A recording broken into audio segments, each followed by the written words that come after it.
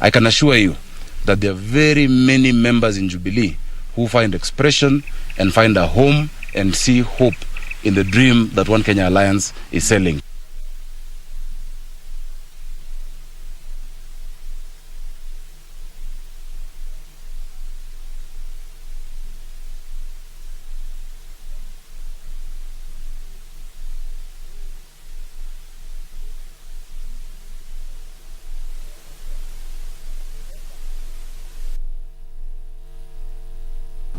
Well, there, Nick Salat there providing, a moment of humor there, saying Okoa instead of Oka Kenya. Indeed, as you said, we are working, or rather the journey has already begun towards the general election set for August 2022. We will be looking at, we are focused on Naivasha at the moment, and what decisions are going to be made down in Naivasha are most likely going to influence the turn that the political scene takes. We'll be keeping tabs on that. And still keeping up with matters, politics, and the ODM Democratic Movement leader Raila Odinga has begun hitting the road after unveiling what he termed as his 2022 roadmap to State House. Speaking while on a tour at Nakuru County, Raila, accompanied by dozens of leaders, including a number from the Jubilee party, urged Kenyans to unite, focus and help build a prosperous nation. ODM leader Raila Odinga was on Tuesday in Nakuru to launch his 2022 strategic plan dubbed Azimio la Umoja, saying his plan is aimed at uniting the country ahead of the 2022 general election. He must recommit to a leadership that continues with the spirit of good neighborliness and Pan-Africanism, not one that undermines it. Raila, in the company of a dozen of political leaders, said his mission is to unite Kenya and have the nation pull in one direction. Hii ndio taifa tunataka kujenga, lakini hiyo hatuwezi kujenga kama hakuna umoja. Hatutaki kuleta vita baina ya matajiri na mafukara. According to the ODM leader, his plans offer a table where Kenyans of diverse backgrounds can dialogue and embark on a systematic and transparent search for solutions as equal stakeholders. Mimi mwenyewe ni engineer. Si mimi ni engineer? Kwa hiyo wale wengine wanabweka tu, lakini hiyo kubweka kwa sukudi ngurumo ya chura haizuii ng'ombe kunywa maji. Raila said a nation needs to be built where leaders exist to serve people with zero tolerance to corruption. Those who have been given opportunity to serve wananchi, because our government is there to serve you, instead of serving you, they enrich themselves. Dividing Mount Kenya in the guise of trying to convince them or cheat them that they will be in government, while we know very well it is not possible. And we must have the right policies. Roadside declaration and policies will not help this country. On the BBI appeal, the ODM leader said he was ready for any outcome. Timothy Kipnusu for Prime Edition. Still on matters politics, the Deputy President has dismissed the formation of political coalitions in the country ahead of the 2022 general elections. Ruto, who hosted religious leaders from Tharaka Nithi County at his current residence in Nairobi, said the era of political groupings and endorsements are over, calling on leaders to decline the temptation of retreating to ethnic political alliances. With various political parties holding meetings to discuss possible coalitions ahead of the 2022 August general election, Deputy President William Ruto has dismissed formation of political coalitions in the country. It is in tribal parties that division and hate reside, and we all become losers, because once we are divided, our strength is reduced. The deputy president, who hosted faith leaders from Tharaka Nithi County at his current residence in Nairobi, said ethnic political alliances will be detrimental to the country's social fabric and development agenda. About 150 members of parliament decided that we will not buy the politics of division. We will not engage in ethnic parties. We will unite, form one strong national party that will unite all the people of Kenya. His sentiments coming as Chama cha Kazi party leader Moses Kuria, who is also Gatundu South Member of Parliament, Martha Karua of NARC Kenya, and Mwangi Kiunjuri of the Service Party met in Thika, Kiambu County and announced a strategy to reach out to leaders in other political formations. Our main agenda of the day is setting up 2 subcommittees. One, to deal with technical issues. One of them will set out the priority issues of concern for the mountain. The second subcommittee will be an outreach subcommittee leading up to Limuru 3. Tuna mtu wa kuambia tafadhali, na hatufichi ya kwamba tuko na nia na azimio la kuungana na kuunganisha watu wetu katika eneo hili letu. Another political alliance appears in the offing as National Assembly Speaker Justin Muturi, Makueni Governor Kivutha Kibwana, and former Secretary General of the United Nations Conference on Trade and Development Mukisa Kitui met in Nairobi to discuss the possibility of working together ahead of the next general election. We have a long history with the Speaker since, was it the 80s? Since the 80s, is somebody who is respected, and we are sure his contribution at Makueni will help counties, the subnational governments, to also embrace. What is important is to, first of all, appreciate that we all belong here, and we all have contributions to make to the well-being of this country. And we have a long history of working together, the 3 of us, and many others. It doesn't mean that there's an alliance in the open, but it's an adult responsibility about public leaders that we can hear from each other our sense of what's happening in our country. That does not prevent or announce the formation of an alliance. Ben Chumba, Prime Minister. Now away from matters politics is that the government is raising concern over the low number of students submitting choices for university placement, blaming a section of schools for failing to submit the same on time. This emerged as that out of 10,437 secondary schools that were registered as Kenya's Certificate of Secondary School Education Examination Centers in 2020, only 2,506 submitted their candidates.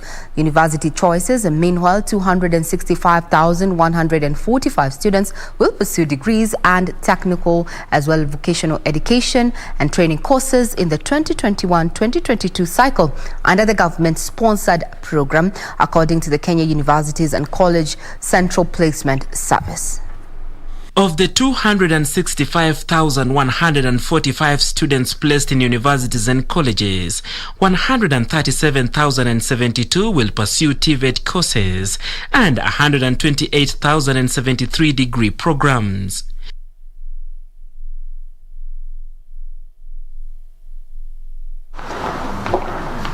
The Ministry of Education is, however, decrying the low number of candidates submitting university choices. Policy was and continues to be that we should unskill our children, because we had gone to the side of certification, or you have gone to the university and you have a certificate, you have a degree, which is basically a worthless piece of paper. So I came to government when the president was saying and skill our children to make sure they can employ themselves and employ others. Education Cabinet Secretary Professor George Magoha noted that candidates who qualified for universities admission are increasingly embracing TVET courses despite having attained the required grades. I must be very proud to say that now the so-called C+ and above who everybody thinks will go to university, a sizable number of them, including those with A's and A- and B+, are choosing to go to technical colleges by choice. According to a study by the Ministry of Education, most students have enrolled in TVET as they seek technical skills to become innovators. This TVET thing, any government that wants to survive the turbulent waters of impatient youth must form a ministry that trains and equip young people with skills that are relevant in the market today. And what are our relevant skills? We are a developing country. Meanwhile, the Kenya Universities and Colleges Central Placement Service will conduct the inter-institution transfer process online between September 1st and September 30th this year. Students can verify the course applied for and college placement by sending their KCSE index number to 20842.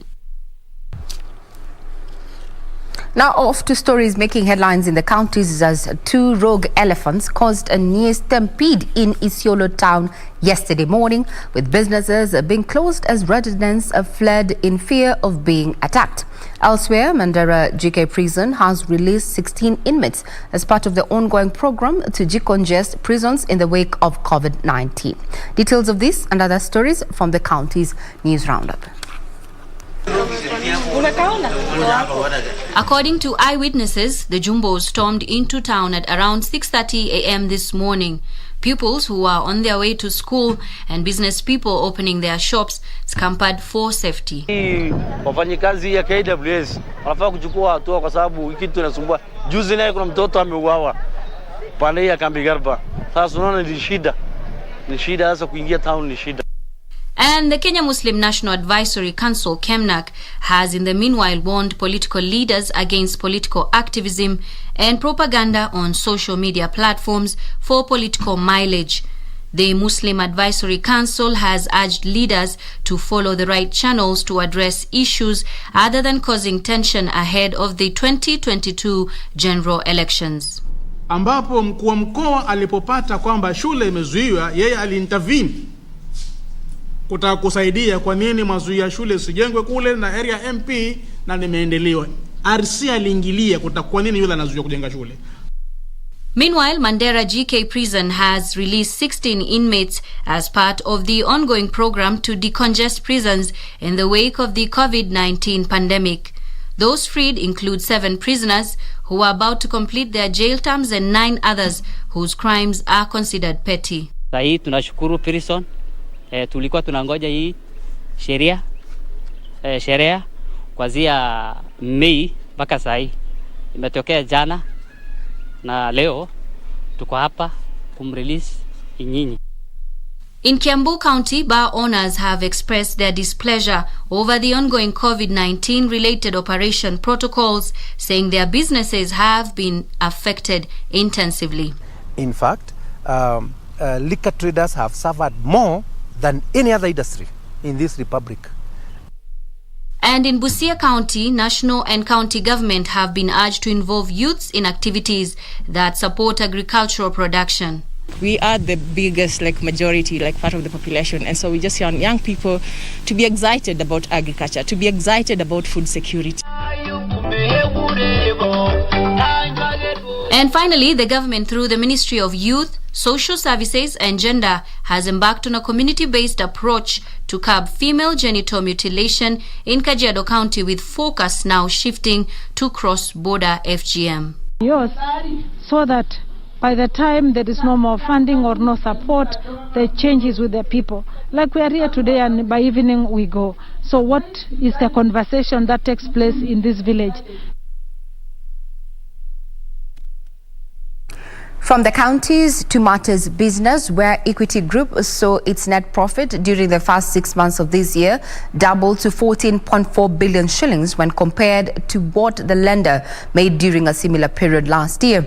The profit mainly driven by total interest income that increased 21.6% to 30.07 billion shillings and 22.3% reduction in total operating expenses to 19.3 billion shillings.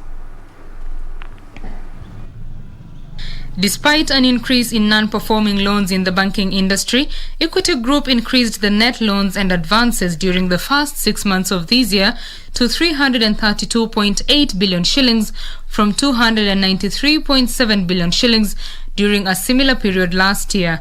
This paid off for the lender that saw its total interest income increase to 30.07 billion shillings, up from 24.74 billion shillings a year ago, representing an increase of 21.6%.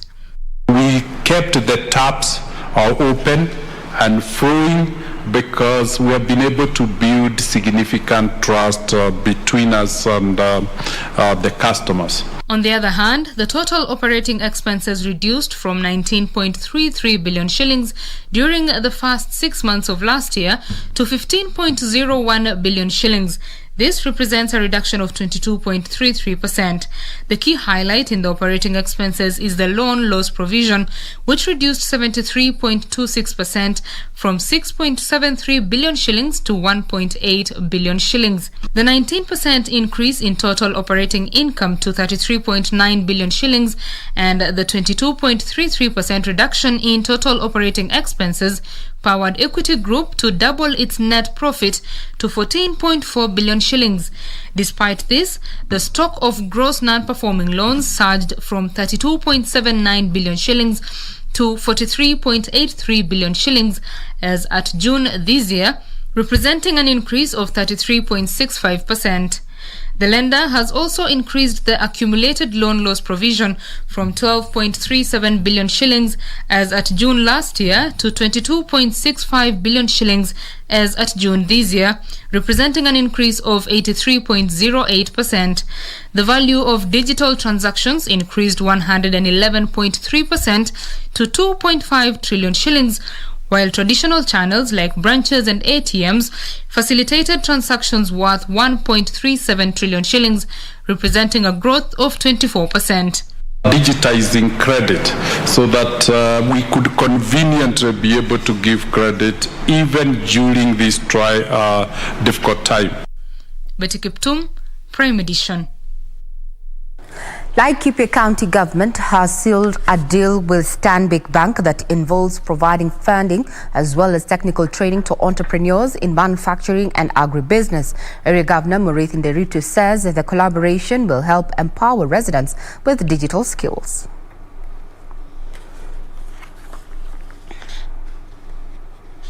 The deal between Laikipia County Government and Stanbic Bank will see residents getting digital training in governance and entrepreneurship with a target of creating at least 8,000 jobs annually. We are supporting around 1,400 small businesses in the Laikipia Innovation and Enterprise Program. We are particularly interested in manufacturing as well as irrigated agriculture. We are supporting these businesses with access to markets, supporting them with engineering. Competence that they require to do their jobs. Secondly, in terms of opening marketing opportunities for them to create new markets and grow their businesses. And then thirdly, provide financing. The lender also, through the Microsoft and Africa Center for Women in ICT, hopes to reach women, youth and different abled persons to help them access markets for their wares as well as entrepreneurship training. We want to focus on training the youth in terms of giving them skills that are required. Secondly, training the women in terms of what is required. And then also focusing on SMEs in particular and cooperatives and agriculture. Under the partnership, the lender will finance businesses in ICT, renewable energy, environment, livestock production, and crop development. For Prime Edition, I'm Brian Munywoki. We cross over to the sporting arena where world 800 meters record holder David Rudisha is urging Kenyan junior athletes to beat all odds and prosper in this year's World Under-20 Championships that will start today at Kasarani Stadium. Now, Kenya will be represented by 44 athletes in the global showpiece. It will be a do or die for the Kenyan team in this year's edition of the World Under-20 as the country brags of having a strong squad that will be competing at home soil. The Kenyan contingent has been inspired by World 800 meters record holder David Rudisha, who once featured in the World Under-20 in his heydays. Of these championships and his determination for Kenyan athletics to continue to prosper on the global scene, and that's important because the next 4 years are unprecedented years for our sport. It's the way, I guess, the calendar has come together under these difficult circumstances. I want to thank the government of the Republic of Kenya for giving us the trust to organize this and for giving us the support that we needed to organize this event so that you can all come here and enjoy as we continue. Athletic is about the passion. When you love what you do, I think you can go to the, you can push to even the highest level. That I'm going to test myself on where I am, but what I can just assure you is that I'm going to try my best to the maximum so that I can see on which position I'll be. Kenya will be represented by 44 athletes in this year's edition that has attracted over 1,000 athletes from close to 119 nations. Frederick Mwoki for Prime Edition. The national soccer team, Harambee Stars, will report in camp next Tuesday ahead of their 2022 World Cup qualifying matches. Now, the Stars will begin their Qatar 2022 qualifying campaign at home against rivals Uganda before playing Rwanda and Mali, who are the other teams in Pool E.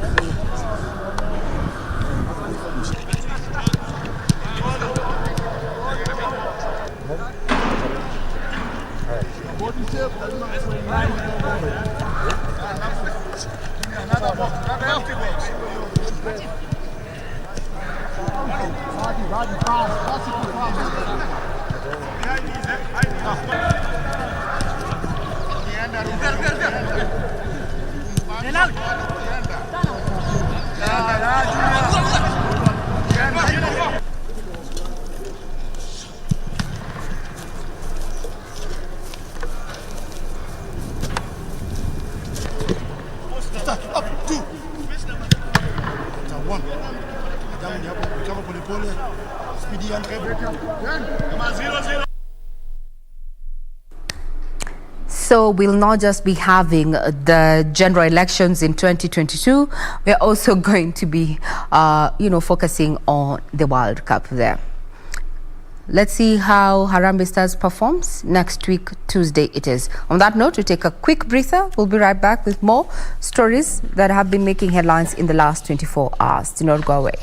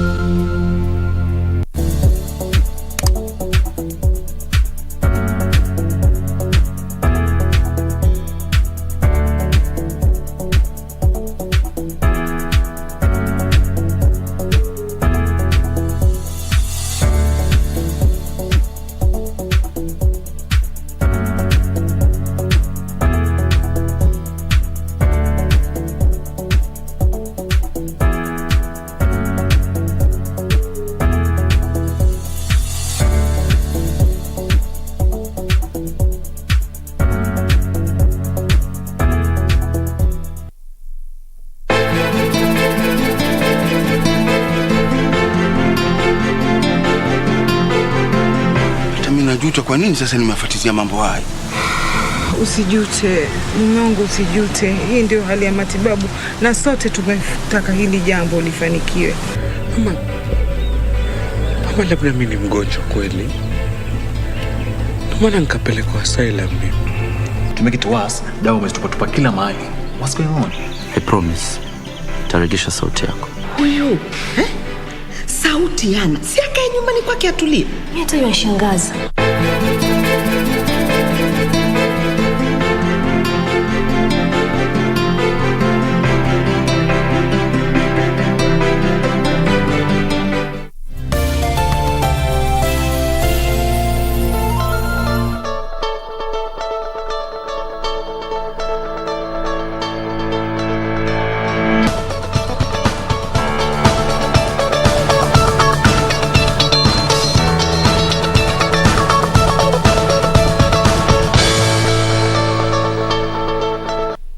It's past 7 a.m. Time for our fast traffic link, and this is our focus today, which is Valley Road as well as also Agwix Kodek Road. Those are the two roads that we'll be focusing on this morning, and perhaps you can just begin from that roundabout as you come to the city center. This is how it is looking like, not so bad, but also again really don't expect maybe kind of traffic, particularly on this route, simply because there's nothing really going on in terms of perhaps roadworks or any kind of activities, given the fact that that is one of the biggest reasons why I would see or experience heavy kind of traffic on most roads. On this particular one, there's actually none of that. So right now, moving at a very, very swift pace. However, around the roundabout, a bit of a difference there, but this is also what you'd expect to see across or around, actually around major roundabouts. Key among them is also this particular one. Now, this one is also a major roundabout simply because it branches off to major roads as well as slip roads. That is Valley Road as you leave areas around Gong Road, City, Mortuary roundabout, and also as you head over through Valley Road coming all the way to the city center.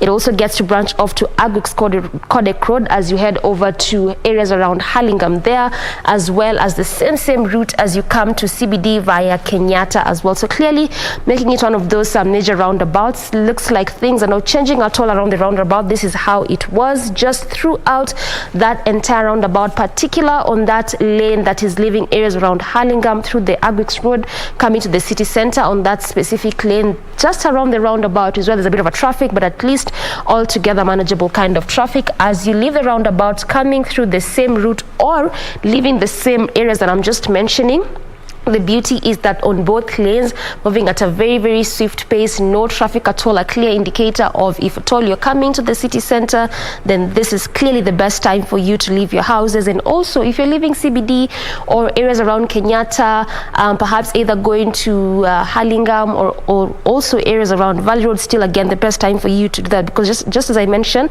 on both lanes, no traffic at all, moving at a very, very swift pace. But on this particular stretch in between the city mortuary roundabout and the Valley Road roundabout, just in between this particular stretch, just actually that on that particular lane as you come to the city center, that is just where there's really heavy kind of traffic. In fact, that entire stretch just before you get to the Valley Road roundabout. So perhaps what we might do is on the next link up segment, we'll try to look at some alternative routes just on that particular lane, try to see if at all it's going to be an easy movement if at all you're coming to the city center via those alternative route that I'll be giving you in our next link up segment.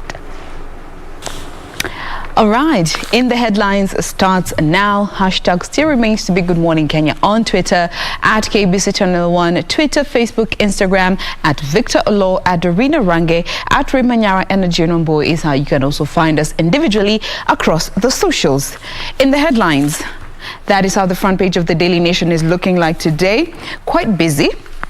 But starting with the story here on the head in regards to the Embu brothers, justice for Embu brothers, as 6 police officers are arraigned. That has been covered on page 10. We'll be giving you those details in a bit.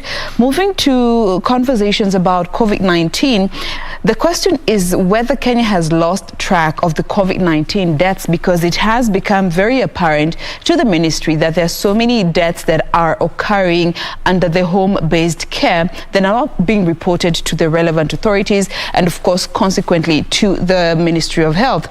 And then again the question of many students having failed to take up varsity slots, which is something that the CS was key to acknowledge and appreciate, that there were at least 14,000 students who qualified for university but opted to forego these courses, with a huge majority choosing to go for TVET, to go to TVET institutions and take up some of these courses, just bringing this narrative that the attitude that has been there, which has been a problem when it comes to the uptake of TVET courses, is slowly but surely fading away.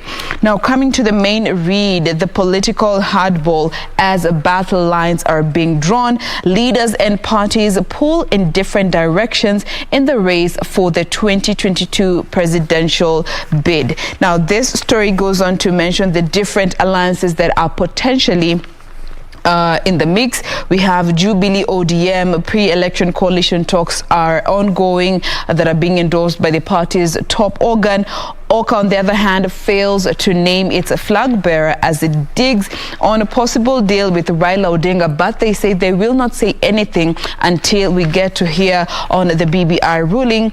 Then there is Ruto in Gusii in a bid to end rifts among allies as he seeks to wrest region from ODM. And of course, the fourth alliance enters in, that is Muhisa Kituyi, Justin Muturi and Kivutha Kibwana with their alliance.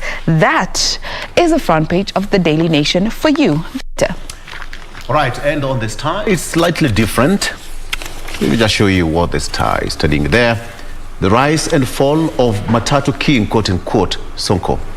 The rise and fall of Matatu King. Ex-governor forced his way to City Hall, elite fought back, and Kenyatta got involved. That is what's making on the front line of the Star newspaper. You can take a look at that story. And still on the Kianjokoma brothers, 6 cops linked to the death of the brothers detained for 2 weeks. 6 police officers linked to the killing of 2 Embu brothers 2 weeks ago have been detained for 14 days. That is the death of Benson Jiru and Emmanuel Mutura has caused an uproar in the country, with Kenyans escalating, calling for justice. That is what's happening there. They were arraigned yesterday at the Milimani Law Court, and right now they're still under police custody for further investigations. And still on that education matters, as Jen has put it, over 13,000 with C+ and above snub university places.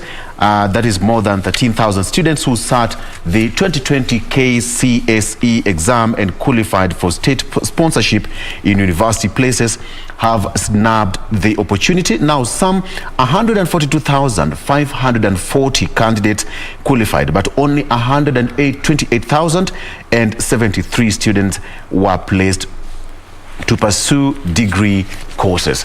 That is from the Ministry of Education. And still in education matters, school heads to refund illegal levies or carry them over to Term 2. The government has ordered public secondary schools heads to refund the extra fees levied to parents. The Ministry of Education said in a circular that school heads can keep the money but ensure that it is considered part of second term fees. The circular was signed by Education Principal Secretary Paul Kibet. Now that is some good news to the parents who cried foul when the schools reopened a few weeks ago, and now they can have the sigh of relief. Something for Kenya to smile about. Kenya to benefit from 800 billion shillings to fight COVID-19 Delta variant. Now, Kenya will benefit from the $7.7 billion. That is 800 billion shillings global effort to fight COVID-19 and carry out a study on emerging variants. Now, the fundraising appeal is led by the Access to COVID-19 Tools Accelerator, that is ACT Accelerator, a global coalition of groups developing and deploying the new diagnostics, treatment and vaccines needed to end the acute phase of the pandemic. Now, some sad story there from the Ogiek family. Ogiek hopes dim as first senator dies in a road crash. That is Victor Prengei, who succumbed to his injuries in Nakuru on Monday night following a road accident. That is what's making on the Star. We'll tell you more as we continue with the program. Regina. So a sneak peek of the Standard, matters politics taking center stage, and it is a season and the time, so to speak. Not Christmas. Yes, it's not the season for giving, not Christmas. We're talking about... It's Christmas for the politicians. Well, we can yes, well, let me say unfortunately, because in as much as it's Christmas for them, but is Wanjiku ready? Have we done civic education enough that Wanjiku understands that she is the ultimate employer, and we are supposed to set the bar very high for those who are supposed to take up these offices come 2022, because they're there to serve ourselves. From where I sit, man, we have a great long journey to go. And even just around the corner, Victor, the BBI verdict will be out on Friday. That is the 20th of August, 2021. And the expectations are so high. But does Wanjiku know what is contained in that particular document? Remember, even the news, we were told different counties received different documents. The media has been talking about the BBI. But have we told the persons who are going to put a tick or cross it off from their list, to-do list, what is exactly contained in that particular document? We have failed. Custodians, and I speak this with a lot of humility and sincerity as being a person who works within the media. When I was in school, I was told that the media should be the guard dog of society. Watchdog. Yes, and the watchdog too. But I feel we have not done our due diligence in as far as the public is concerned, to tell them this is the certified document. This is what has been included in the document. This is what you need to know. We have gone with what the politicians have said is contained in the document, to the disadvantage of Wanjiku. Nonetheless, the front page of the Standard looks like this. It is matters politics, and I want to quote what Raila Odinga, the ODM party leader, has said. We shall soon unveil the vehicle that has the space for the diversity of Kenyans to the promised land. We must fix this country, its systems, its politics, then its economy. Whenever I hear vehicle, I ask myself, how many vehicles have we boarded as Kenyans to the promised land? And we've never reached there. Is this Canaan really? Canaan is the land of milk and honey. Is 2022 going to deliver? It's not even a vehicle anymore, it's an entourage. It's a fleet. I think it's even a train. We keep boarding and we've never reached this Canaan that we keep on talking boarding, about. Alighting, we board. Unfortunately, we don't even alight at choice, at the picked destination. In imaginary ride. We do not board. We board by force. We don't disembark by force. No, Ray. We don't even disembark. Have we stopped to consider this could be an imaginary ride? We are going in circles for 40 years like the Israelites. Wow. And then if this is the journey, the epic journey that the Israelites took, and you see when you read the story about the Israelites, God guided them. In night, he guided his people with a ball of fire. During the day, because it was a desert, God provided a cloud to give them cover. I think we need such.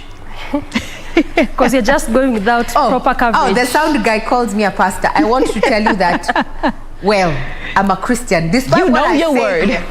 I know my Bible. Regina.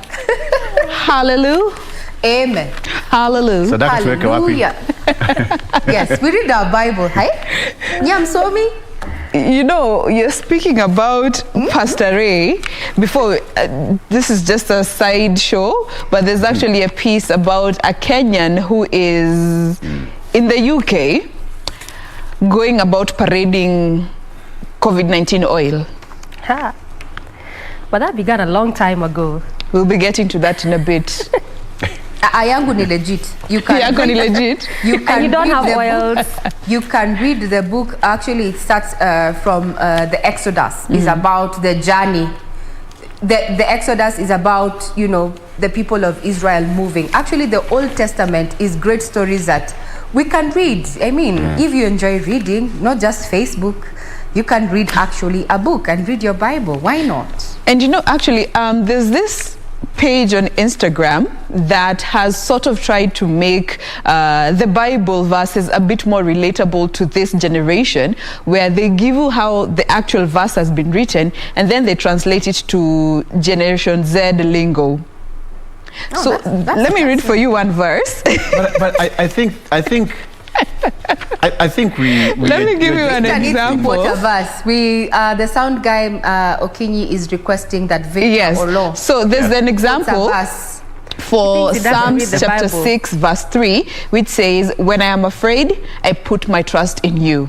Now, how Generation Z would understand it is, when I'm tripping, you're the homie I hit up. Oh. As long as okay. is home. I think I am not on that generation. Victor, you're not off the hook. Tell us, just give us a Bible verse. Moja tu. Jesus wept. I knew you'd say I can't that is a common Bible verse. That's the only one, because it's the shortest Bible verse. You asked me for a verse in the Bible.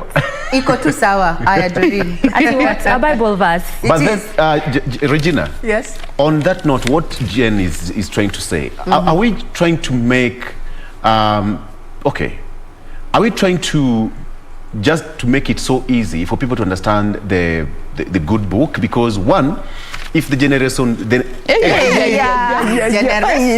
we forgive you for being some fun around here. We withdraw and apologize. Let's move on from this side. His roots just showed up. Calm down. We now totally know where you come from.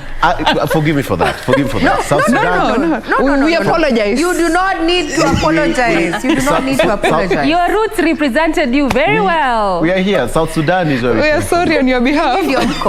That generation that Jen is talking about. Generation Z. Yes. You know, the whole point is the Bible was not meant for you just to internalize and interpret it just the way you can read a newspaper and understand, yes, this person said this and this person said this, and that was it.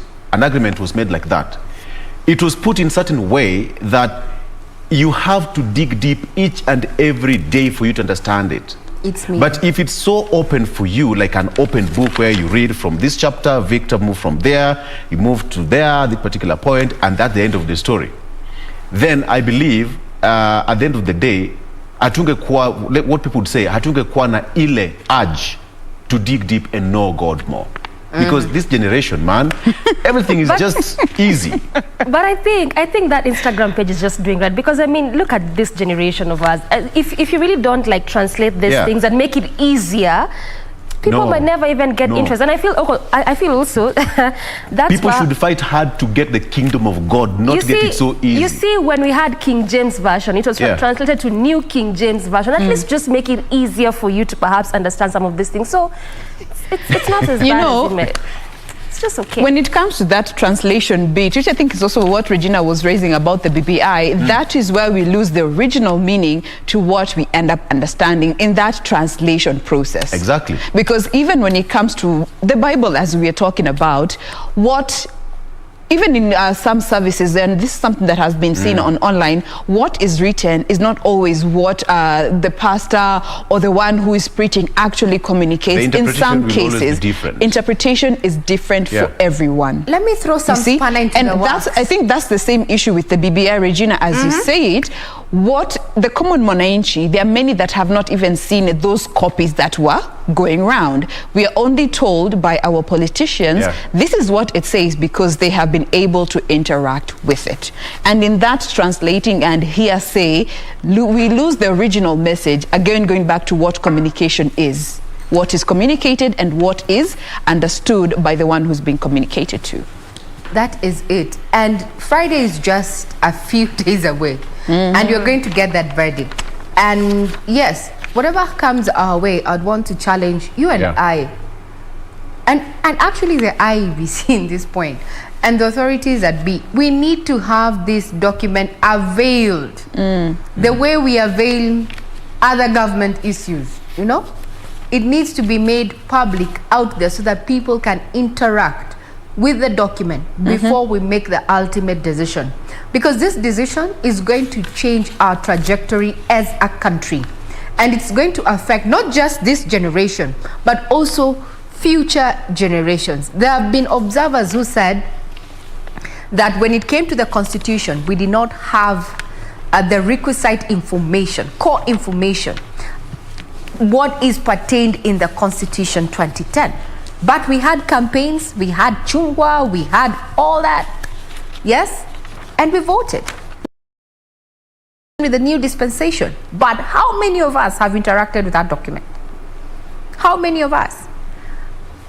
Viral videos are going. We're having viral videos where Kenyans are standing up to the authorities and saying, I know my rights. But do you? Do you know your rights? That's a question. Let's ponder on that. Well, that's what we have on the front page of the Standard. I'm sorry, we diverged. We went to the Bible, but you see, when you hear the promised land, the one that we know as a Christian is Canaan. And I remember this conversation about Kwenda Canaan was the same narrative that was told to us when we were talking about the last general election. Those who are going to Canaan. So Canaan may be coming. We never know. We will be keeping tabs. You're still on the journey to Canaan. Now I hear it's a vehicle, but Victor says it's an entourage. We might be boarding a train. Victor, SDA wanaimbanga nilifurahia waliponiambia twende nyumbani mwa baba. Hatujafika hapo bado. Nilifurahia waliponiambia twende nyumbani mwa baba. Twende nyumbani mwa baba. Twende nyumbani mwa baba. Twende. Quick one, by the way. How come we've had the Bible translated in so many other languages, but the Quran remains as it has been? Okay. Hold on that. Doreen, to you, Doreen. You don't want us to discuss that. Okay, on the front page of the People's Daily this morning, we obviously have that story of the four in Kitengela, just with the main header. Suspect in Kitengela killings now held, where the police are holding livestock broker whom they claim they led in the lynching of the 4 men. And also in the same breath, it's coming across that cops are also being accused of sleeping on the job as insecurity cases soar in that area. So that means that perhaps you have a lot happening in Kitengela, just aside from the Kitengela 4 who were killed.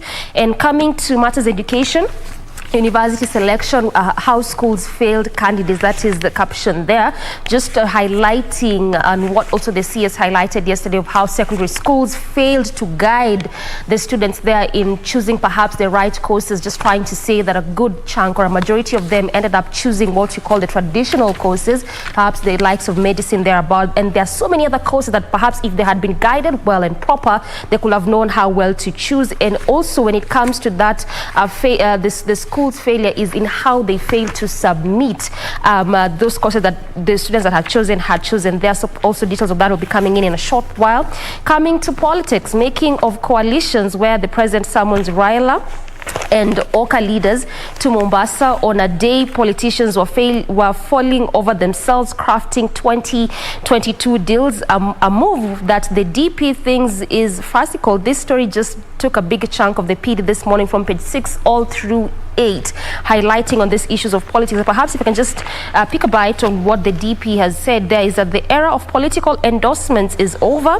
How will I fail to defeat them if you are still coalescing in tribal outfits? That is what the Deputy President is saying there. So just I'll give you more details on that in just a short while on what the People's Daily has highlighted this morning when it comes to that particular issue, as well as the various stories on matters politics. And coming to health, the state is set to receive the biggest job consignment yet. Remember that as of yesterday, we were talking about how the state is saying that the civil servants need to take the COVID-19 vaccine, and how some civil servants are retreating from that. But also, the state is also in a bid to just try and ensure that by December, 10 million adults need to be vaccinated. And again, this article also highlights the various ways they have put in place to ensure that actually when it comes to December, that will be achieved.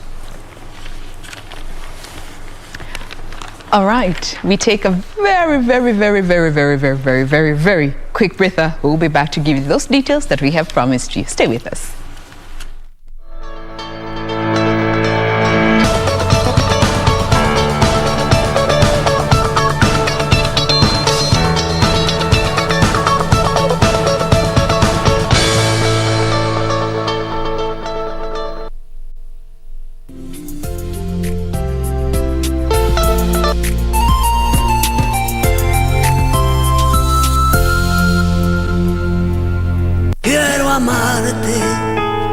una forma differente, de otro modo. Come to think of it, there is another option. What is it? We could ask the help of a notary whom we can pay generously if he helped us out. Look, son, right now, I can tell you with all certainty that she's long dead. Now, look, the reading of the will be done later this very afternoon, and we must all be here, except Maximiliano, that's it. Do you agree to it? Give me the pen.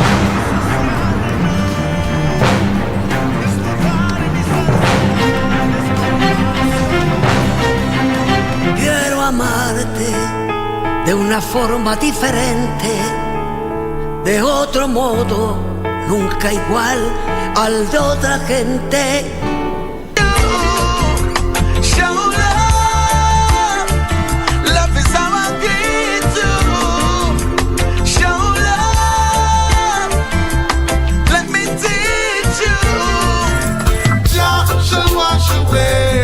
All the tears from my eyes in times when the storms and the tides are can't make nobody go between us. Oh, cherry baby, oh baby, oh baby, oh baby, don't you know I'm in need of you? If you don't believe it's true, Everybody wanna feel like free. Forget your troubles and rock with me. You know feel a reggae music sweet, yeah, skanking sweet. Everybody wanna feel like free. Forget your troubles and rock with me.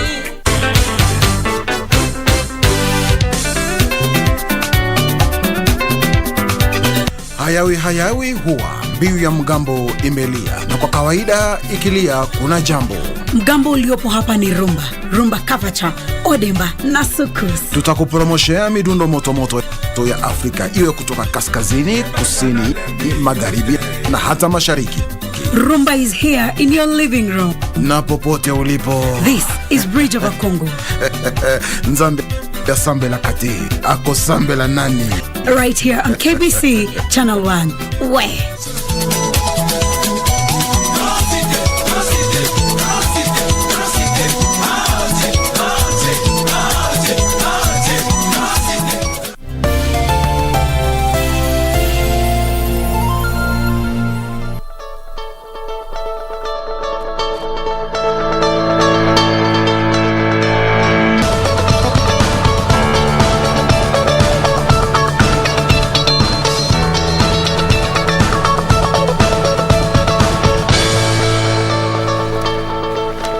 Yeah, just to tell you that what we'll be discussing off air, we were talking about this issue of the Bible. Regina still insists that something has to be done. Generation Z or Z, go to church and seek the kingdom of God, and anything else shall be added unto you. That is what the good book says. And by the way, somebody said that in future, we will stop having prayerful mothers and fathers. Remember those days when your mother would wake up at 3 a.m. calling each and every person's name in the family and the prayer points, and and she would pray until 6 a.m.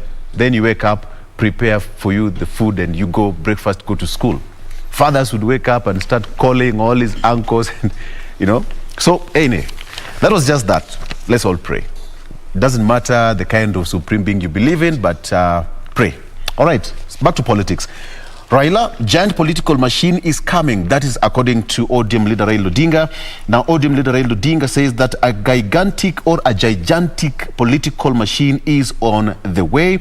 He declared yesterday that the journey has begun for a mass movement to the promised land.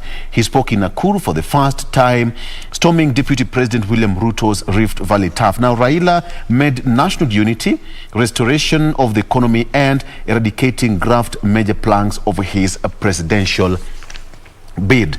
That is what is marking there. And in the next hour, we'll be talking more on that with the political analysts, just for us to understand what this entails and that what it portends to that particular declaration. And there's a piece here, why Kenyatta chose ODM for union with Jubilee.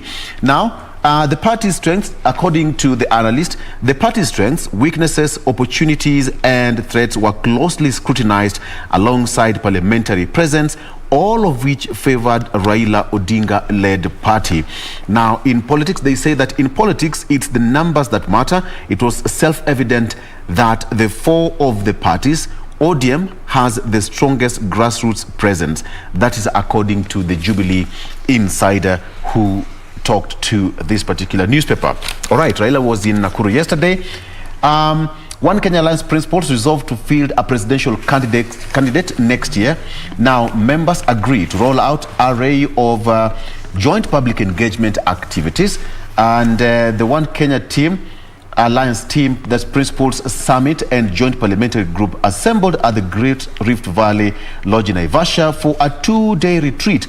They deliberated on reports submitted by the technical team before issuing the Great Rift Valley Declaration. That is quote unquote, Great Rift Valley Declaration.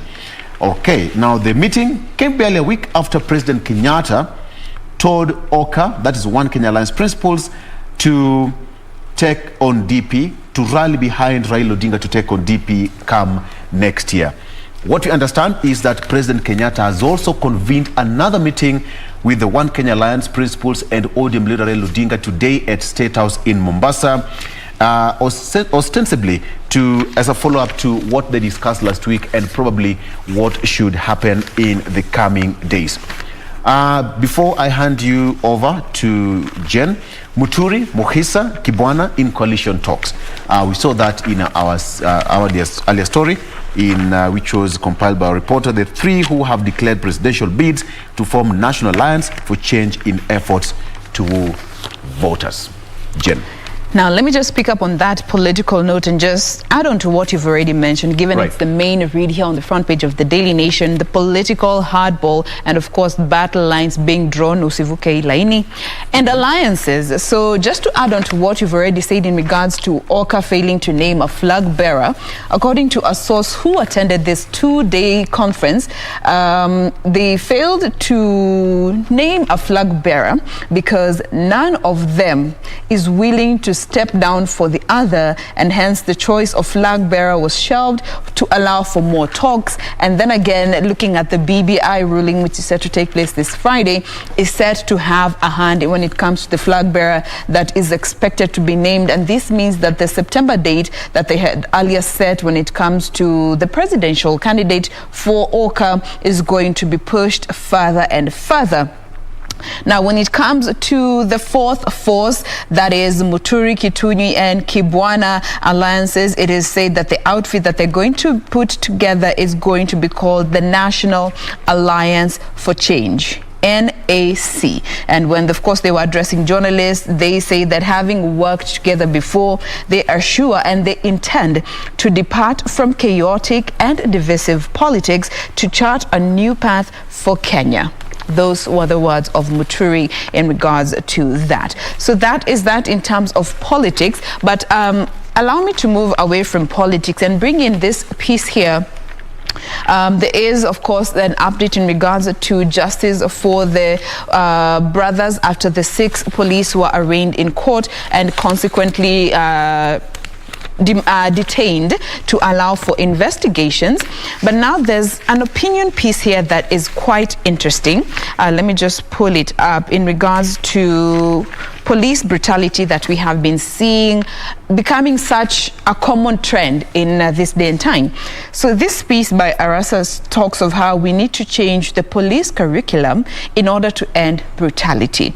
And I don't know what you guys think about this, because as per this piece, it seems that the curriculum taught at the National Police Service colleges has become too old to fit into modern times. Now, the number of civilians that are dying at the hands of law enforcers is on an upward trajectory, and it's definitely worrying. So This calls for a revision of the training to make the policing unit a copper-bottomed service and not a ruthless force. The culture of killing suspects instead of taking them to court has no basis whatsoever.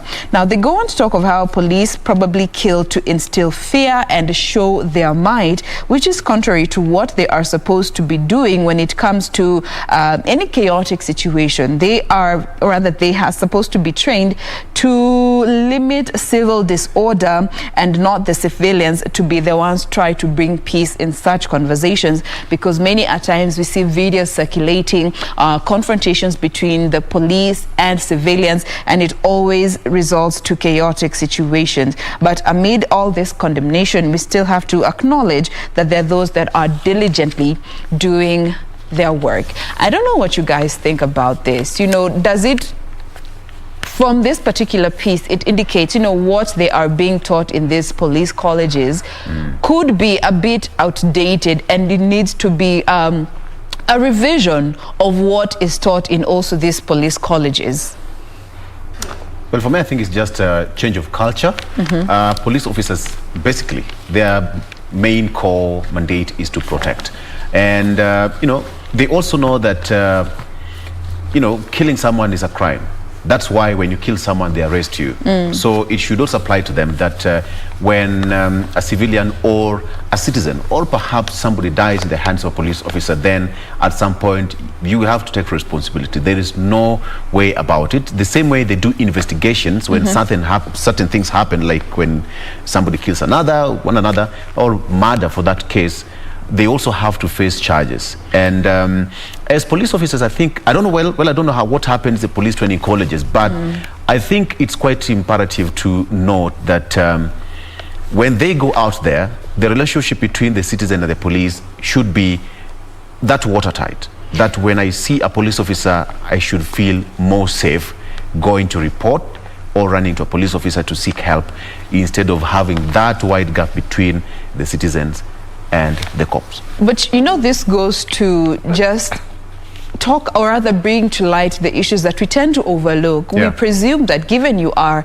in, that's why I think it was even changed from police force to the service. Yes. To just try and get rid of this mentality that could, or rather is there when it comes to the police. We presume that all of them have people skills, which I think is essential in some of these career paths that we choose to take.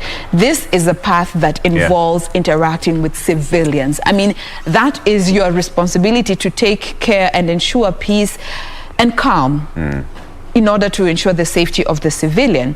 But people skills is slowly but surely becoming a reality that so many of us do not have. But just in 1 second, did you know that there are so many problems that do not need violence to be solved? So many. Yeah. So you just need to talk to someone. So simple as such. Yeah, I just want to say that perhaps that could be a good move in terms of maybe changing that curriculum, because there was a time also there were talks of at least trying to introduce counseling in the police service. And you see, and we also, I think we've had this conversation before, like when you look at the police and even sometimes what they have to deal with, some are even sent into risky areas. So that that counseling, that training, that learning, sometimes it becomes, I mean, because of the places in which they have gone to and the things they have seen, there's that ability of feeling, okay, what is even blood? What is shooting? What is killing? So maybe if we change that curriculum and even introduce counseling and even teach these police how to deal and relate with with civilians, because they're also humans, with civilians, then perhaps we could be speaking of different things. Because oftentimes, and just away from even COVID, because we've seen during COVID of how many people have had to die in the hands of police, just away from that, I mean, on normal times, how many people also lose their lives just in the hands of police? And so I think perhaps that could be a good move, just trying to change the curriculum, trying to make them learn how to deal, interact, react even in tough instances, difficult instances, just learning how to sort of relate and work with people one-on-one. And just right before you come in, this takes me back to the conversation that we had this Monday here with the Media Council of Kenya, because they are looking to bring these modules for practicing journalists in terms of keeping up with these emerging trends? Because number one, how many of us were taught on how to report on cases involving children and abuse? It is not something that you are actively taught in school, but given it is something that has emerged when it comes to sexual violence against children, it is a whole area that needs to be addressed critically in a way that acknowledges the sensitivity of the matter. Issues to do with climate change. Were we taught in campus how to report about climate change? No, you were generally taught on how to report and put a piece together. But looking at the emerging trends, it is something that you have to adjust, you adopt and adapt. And I think it's the same even with our police. It's not about changing the whole curriculum. It's about adjusting to some of these emerging trends. Ray? Ray, let me ask you a question. As you come in, Ray, yeah? Answer this. Police officers take almost, right now it's around 9 months for the training, and they're being trained on how to deal with so many situations that may arise in their line of duty, riot, how to, first aid, all this. They also go to class, by the way. But the question is, Ray, who will teach the citizens on how to relate with the police officers? Before I answer your question, let me take issue with the recruitment exercise that we have in this country.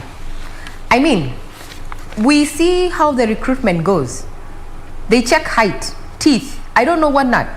Physicals. Yeah, uniformity. Yeah. Physically fit. That's given, Regina. Yeah, the physicals. There's no doubt about that. The physicals. Let's look at it. But we also do we look at the credentials? Yeah. Do we look at it's changed. or we just take a certain grade you are in? It's changed. Now, do they pick people who have always aspired to be in the police service? Or is the police service seen just as an end to a means, as the last option? Because what I go for is the passion, the zeal to serve, Wanjiko. Or are they, or these persons who are recruited, that is the last resolve that they had in life? Because that also has to play a key role. Because for a person living, breathing, to shoot, to kill someone who is unarmed, for a person who has mental faculties that are working correct, right? Son of man, son of a woman, to hit someone in the head with a blunt object, and that's the baton, and they die. For some to even loan guns licensed to them, to thieves and thugs, and they very well know, man, that is not a person who picked that as a career. It was not a career choice. They did not have passion for it. They picked it because it was the last thing, or rather their last option. So for me, I go after the recruitment. Can we start from there? The people we are recruiting to join the police service, let them be people who have passion, who are ready to be dedicate their lives to service, not to better themselves, not to hold positions of power so that they can finyilia Wanjiko. Regina, Regina, before you slap someone, I'm not slapping, I'm just saying, because it starts from there. If I have no passion to be a journalist, please, I shouldn't even be here. But I picked that. But I am here. But you have to because give it, I pursued this. Let's look at police service, Victor, for me, as a career path. Are you getting? Not so that just we what can is have available. the people who are not just qualified because of their physicals and their grading and such, but who have a passion to serve. But then again, maybe then we'll change. But again, Regina, I think it sort of depends with the mentality. We know when you leave police college, people pick things differently in life. There are slow learners, there are quick learners, there are, people pick. There is no justification to maiming and killing. There is no learning to that. That's what I'm talking about. Victor, you're not enculturated to understand. My point is, there are good police officers out there. I agree. You will walk out. Some are literally good. You'll have a problem and they will serve you in a record time. Now, those are the people who, when you look at that lot, they stand out. And those are the people who get promoted because even their bosses are able to see someone is somewhere, you know, doing a particular job pretty well. But there are some people who have that mentality that ni raia una deal naye in this particular manner. And that's why we have such kind of, not all police officers are bad. I agree. Some are good. But that mentality switch is what should be instilled, so that mwananchi should also be told, polisi akikwambia simama, simama. Wacha nikwambie, wacha tuongee ukweli, Victor. Yes.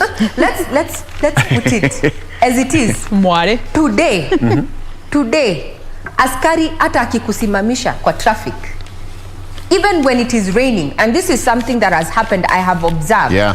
It is raining, they are trying to direct traffic, they are getting rained on. Trust me, hakuna raia anasimamanga hapo karibu anatoa mwavuli anapea askari. Why? Because you're so worried that even if I slow down next to this cop, atatafuta shida. Itakuwa shida. Your wheels are zimeran off, ni nze, ama sijui license yako. You know, that antipathy but to the police service. Victor, let me finish. Yes. Because the situation on ground, the situation on ground, ni ati askari pale, my friend, akikusimamisha, you need to take off as fast as possible. Maswali later. Maybe this cop needed your assistance. And that's why I like this campaign that was launched on social media by a certain cop, anaitwa Ondimu, who says askari ni binadamu. Because the situation on ground, sahi askari akikusimamisha unaanza kutafuta ni ID sina, nini nimefanya, nimechele, am I in the wrong place? You know, hadi swali yako ya kwanza ni afande nimefanya nini? You know, you're already second guessing yourself. And for us to change that mindset, Victor, we have to start from the recruiting process. We need to pick people who are passionate about service and dedicated to the crown. Yes? Kwa sababu, in as much as we know that they are great people, I have had to go to the police station a couple of times, and I have met equally good and equally terrible. That if you tell them this is what has happened, they look at you like, okay, and they dismiss you. At that point, yet you find someone who is going to tell you, madam, ati shida iko wapi? Aya, enda pale, chukua ile form, jaza hii, kuja hapa. I have experienced both. Regina, we need to do something from the recruitment. You're raising a very good point that we need to do something from the recruitment. But the thing is, now we are here. We are already here. We have those different sets of police, like the way you're mentioning. You have the good one. You have those ones that you can't even interact with. So perhaps the question should even be, now since you're already here, we can change that maybe from now going on. But sasa tuko hapa saizi, what can we do about where we are right now? What can we do to change that mentality, perhaps on the police service and even on civilians? Because I mean, what you're saying is very correct. Sometimes hata unatembea tu kwa barabara, then a police calls you. You begin wondering, okay, ni nini natembea tu, ni nini nimefanya? So you see, I think it needs also to be both ways. Civilian, the way Victor mentioned, and also the police service. And then also that thing that the police was saying, the service was saying that they want to introduce trainings and counselings to the police force in terms of even the mental faculty and mental capacity, then perhaps that could be a good move. My thinking, that could be a good move, because we are already here, already living with those police. We already have them, those that are not human enough, those that don't even think civilians are people. That's why they can clobber you anytime, they can shoot you anytime. So maybe we need to begin from that trainings of where we already are. Then now moving forward, we can start from the recruitment process as we move forward, just to change the whole perspective, the whole narrative of the police service. Because even our director here, Doreen Martin, is pointing out the fact that umesimamishwa na askari and you know hauna hatia. The first thing you do, you go into your pocket, pick whatever cash you have, unamsalimia kinjaro, unamwambia fande, pata chai. And then now you talk. I think he was just saying hi. And he was just saying hi. But tuseme ukweli, ni ngumu sana askari tu akusalimia. Tuseme ukweli. Let me speak from my own experience. I've been stopped by cops several times, but from my own experience is, when they stop you, first of all, there is this thing called patience. Be calm. Because labda shida tu alikuwa na kusave. You get it? When a cop stops you, hey bana, you ulikuwa na overspeed. You know, sometimes you can be overtaken. You don't know why somebody is overspeeding. Maybe there's an emergency. in the case of Jane or Regina, there's an emergency somewhere across the other side of the road, and you're rushing there to attend to that emergency. Your mind is already fixed there. Do you know the first thing to say? Habari afande. Habari. You know, there is that cordial relationship between you. Hata kama alikuwa na hasira, let me put it that way. Hata kama alikuwa na hasira against you, he or she will have to. No, it's about that relationship, because when you show or you exhibit that confidence, najua haki yangu, unaniambia nini? So that's what you say. I know my rights.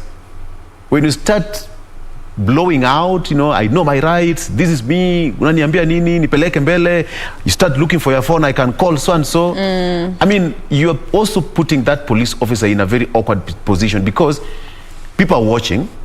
What is she or he going to do about it? Okay, you've been flagged. Amekusimamisha. So what are you going to do?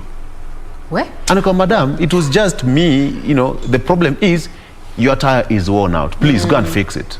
It's as simple as such. This is a risk. But this goes to just remind us that as a population, we still look at them as a force. As a force. Yeah. Than a service. Not a service. It's still very... That's what I was talking about. Do we have that mindset between the Mwananchi and the police skills, service? again, People Vic. skills? We have a long way to go. To shift that mentality. We have a long way to go, because the truth on ground is situation ni tricky. Stops you, the first thing you think is that you are on the wrong, and you get into defense mode. And also what would help the police service now is those rogue elements, let them be disciplined, and when they are disciplined, let us know about it. And we're not talking about transfers, because like this Kanjokoma case that you're talking about, we have seen them paraded, the 6 have been paraded in court, but the people who are in charge have been transferred to somewhere else. So if you transfer this person who was in charge, because this thing happened under their watch, and you take them to another county somewhere, what are the chances if something else will not be happening there? Right. What is the discipline? What, like ukikosa, what is the likely thing for you to let the public know? Because for me, as a public, as far as I'm concerned, that for me was actually callous. They should have actually bore full responsibility and not transfers. Uko mali wanapelekwa, hakuna vijana wenye watakuwa nini curfew? I mean, what are we talking about? Are we moving a problem from one area to another instead of tackling the issue at the moment? We need to do something. As far as I'm concerned, askari akinisimamisha kwanza ninijiangalie. Nimekosa wapi, masaa niko sawa, yani because it's about the mentality change. We have just to shift that mentality. We need to change, but it has, as the service is changing, if the service changes, Wanjiko will change, because it began with them, how they treated us. Okay, Regina, in the next hour, we have our guest, who is also a security expert. He did security studies from the university. Sijachoma. Right. Is he part of the police service? Staki kuchoma. All right, just wait. He's a security expert. Did security studies. Probably he'll be in a position to tell us more on that, and just for us to understand what he was taught in the university, how the relationship has been, you know, in terms of the Mwananchi and the police officers, what should be happening, you know, when you're flagged down by a police cop, or probably just walking at night, you're just going away. Mwambia, simama. What do you do? So in terms of general security matters, that's on the viewpoint, again, amongst other things that we are going to discuss. So, Regina, siende mbali. He's also a journalist, by the broadcast journalist. So I'm already threatened that somebody's going to take my job. No. I'm safe. All right. Yes. Wow.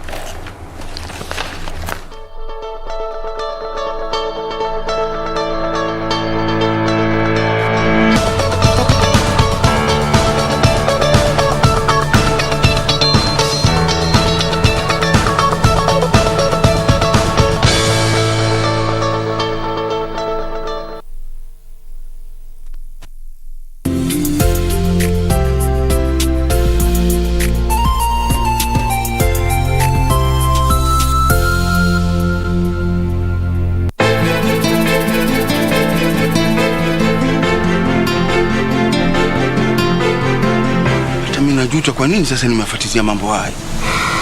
Usijute, mume wangu, usijute. Hii ndio hali ya matibabu na sote tumetaka hili jambo lifanikiwe. Mama, labda mimi ni mgonjwa kweli. Maana nikapelekwa asylum mimi. To make it worse, dawa umetupa kila mahali. What's going on? I promise. Tarejesha sauti yako. Huyu, sauti yana. Si akae nyumbani kwake atulie. Mimi hata yashangaza.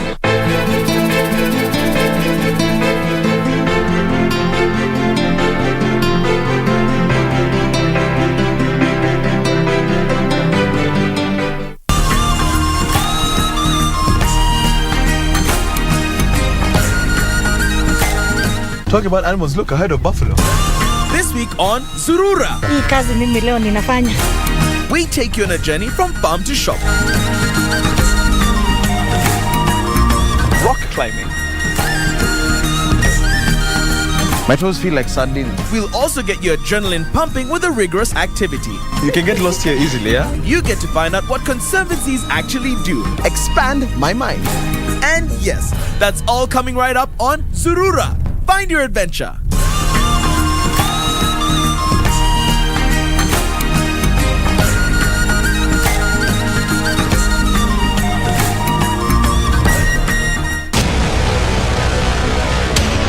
Get the VIP access to the best shows on KBC Channel 1. We have something different, something special to spice you up.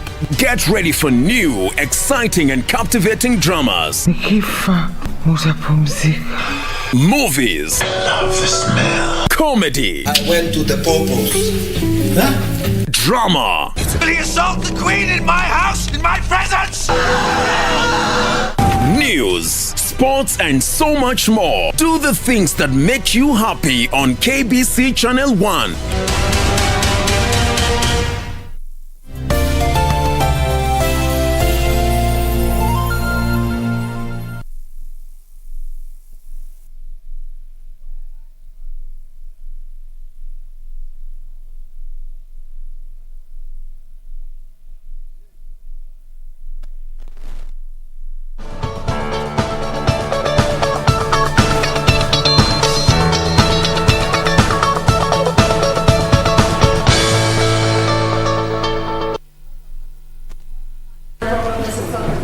People in the world do not brag about their professions. Traffic link, you're still focusing on what is happening along Valley Road as well as Agric Road, and this morning is just simply because there hasn't been a lot of ongoing roadworks. Now when you look at most of the roads, especially in Nairobi and even beyond, we have been seeing a lot of activities, perhaps either bridges being installed or roads being expanded or even being recarpeted altogether, or just something happening on the roads in terms of construction, either overpass, underpasses here and there. But on this specific one, this is Valley Road, nothing has really been happening in terms of roadworks or even any kind of road activity there. So this is also why we are checking on the traffic flow along this to try to see if the fact that nothing has been happening, has it been impacting traffic in either heavy kind of traffic or even just minimal traffic altogether. So that's why we're checking this route this morning, and perhaps we can try and see if things have changed or is the same as how it was earlier on. You can remember that, especially on this particular one, that is Agric as you head over all the way to areas around Hurlingham. On that particular stretch, it was moving at a very, very swift pace, and this is why I was mentioning earlier, if you are coming to the city center, leaving those particular areas which I've just talked about, or even leaving CBD, leaving areas around City Mortuary, Kenyatta, either going to those areas around that time, in that early morning hour, was just the best time for you to leave your homes or your houses, going either way. But right now it has changed, and heavy kind of traffic. In fact, in between these two roundabouts there, that is the Valley, actually on this particular stretch, just as you leave V Road roundabout there, so in between that roundabout and the Woodland roundabout, this is as you head over to Hurlingham. This is how the stretch is looking like as you come to the city center, all through that entire lane. Heavy kind of traffic moving at a very slow pace, and some areas just at a standstill, not moving at all. That is how the area is looking like this morning. And again, that is specific to that lane that is coming to the city center, which is again is expected. So in as much as perhaps there hasn't been any kind of road works around this area, but just given the fact that it is the morning hour and obviously a lot of activities as you come to the city center on either major roads or even slip roads. So this is why we are seeing this kind of traffic. So that is also expected there. As you leave Valley Road coming to that same stretch, they are not so bad, moving at a very, very swift pace. The roundabout is looking like how we'd expect it to look like, heavy kind of traffic, and the reason is just the same. It is one of those major roundabouts, meaning that it branches off to major roads as well as slip roads. So this is just what you would expect to see, what you are seeing there. As you leave also the roundabouts coming to the city center, at least just via Valley Road on that stretch, moving at a very swift pace, no traffic at all. And the beauty is that this is actually on both lanes. So it means as you leave areas also around Kenyatta Avenue, coming all the way through Valley Road, again through the city mortuary roundabout, they are not so bad. But then again, in between the city mortuary roundabout and the Valley Road roundabout, just as it is in between the V Road roundabout and the Woodland roundabout, there is just the same heavy kind of traffic moving at a very, very slow pace. But at least in as much as we are seeing or we are spotting heavy traffic on some parts of these specific routes, but at least on major parts, especially as we come to the city center, there's barely any kind of heavy traffic. So again, it simply means that at least as of now, we do not need to look at any alternative routes, at least on these two specific routes. That is our focus this Wednesday. All right, so let's get straight to the next segment, that is the viewpoint. And Doreen, thank you for that. Now, we've been talking about issues to do with the police officers and the curriculum, the relationship between the common mwananchi and the police officers. And I told you that it's a debate that can go on and on and on and on and on and on and on. My next guest here, as we're going to talk about the viewpoint, is Abdullahi Alas. He's also a journalist. He's also a columnist. He is also a governance expert.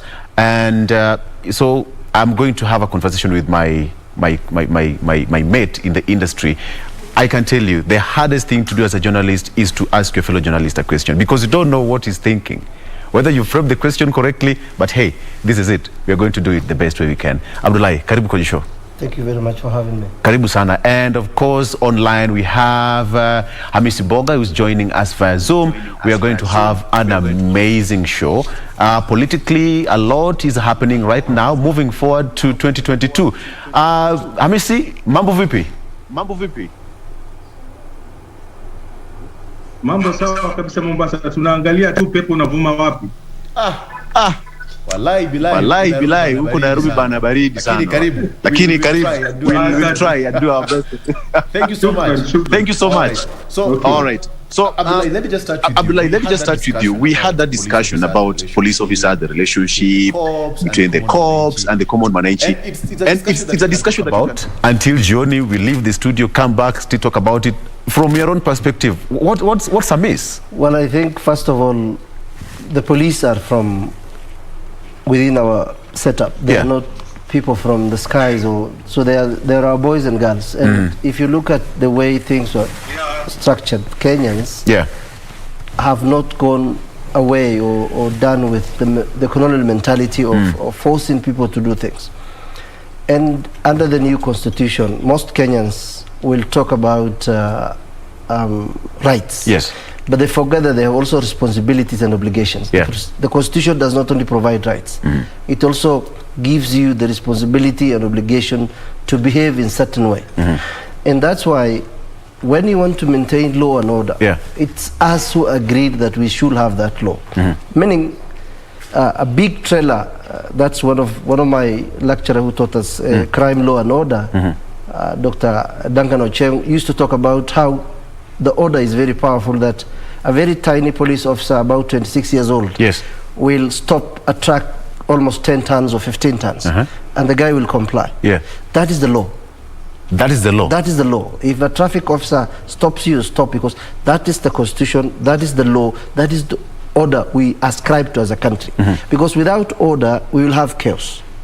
So that tiny lady who is 25 years old, 30 years old, standing in that road, raising her hand for you, you stop. That's why we have the traffic lights. You stop. So what does the implementation of the law to do with the society?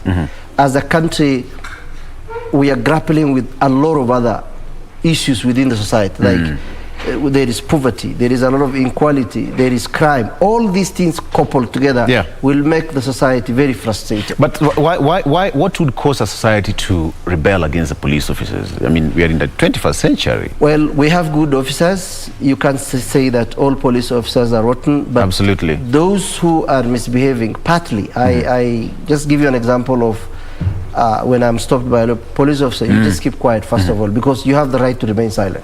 You just keep quiet. When he speaks to you, then there are two things you need to do. Either you respond to what he says, or you comply. Yes. Because a police officer has the powers to arrest you for anything, as long as he can prove or tells you, because you have the right to remain silent. Right. And Kenyans must read the right of the accused and the arrested by William Mutunga. So that when a police officer stops you, he has to tell you why he stopped you. First of all, he has what you call certificate of appointment under the 5th schedule. So the tag, the ID card, what they call ID card in the force is called certificate of appointment. It has his name, his number, force number, and his picture. Yes. Why do you need for him to show you? So that in case he infringes your rights, you go to IPOA or even record him. It is not a crime to record a police officer. You can record him. I can take my phone. It is not. I remember there is a lady, I think Buruburu, who recorded a police officer. And she was when they stormed she was cleared by the DP because police they provide services to us. We pay them. I mean, that's why they are in the force. So Kenyans must be a bit tolerant with the police, respect them, because every time I either drive through Nairobi or I go through the streets of Nairobi, I ask myself, if the police officers were not in those streets, Nairobi will be chaos. You can Kenyans only imagine. Don't behave. Most Kenyans are bad manners. They have bad manners. Even in the road, the way they speak to each other, the way they throw garbages, in the streets. You will see a very well-dressed person with a car, of very expensive car, dressed in a very dashy way. He eats a banana, peels it in the middle of Uhuru Highway. He throws it. What has that to do with the police officer? So sometimes we blame them so much. They do a lot. Yes. At night, you see them patrolling the streets. So sometimes we should not that much negative. But there are processes and procedures under the new constitution. That's why we have IPOA. A police officer wrongs you. If it is not big deal, don't even spoil your day. Just walk away and then go. But if you think he has infringed your rights, report the case, go to IPOA, record him, tweet it, do all those things. That will put pressure on him. I believe the police service by and large has changed right now. They did. The IG is on Twitter. Exactly. So social media has also helped expose some of these things. But by and large, the problem with the police service is a Kenyan problem. It's not just the police. Okay, I think that just put that rest to that particular topic. It was important for us to have that debate because Abdullah here is a security expert as well. That was part of his training as well. So we just wanted to clear the air from an expert point of view before we move to the next step. All right, so straight to Hamisi. Hamisi, a lot happened politically. Perhaps, maybe, if you'd want to chip into this security, I know security issues is something that affect all of us, but you can chip in that if you wish. But then the question is politically now.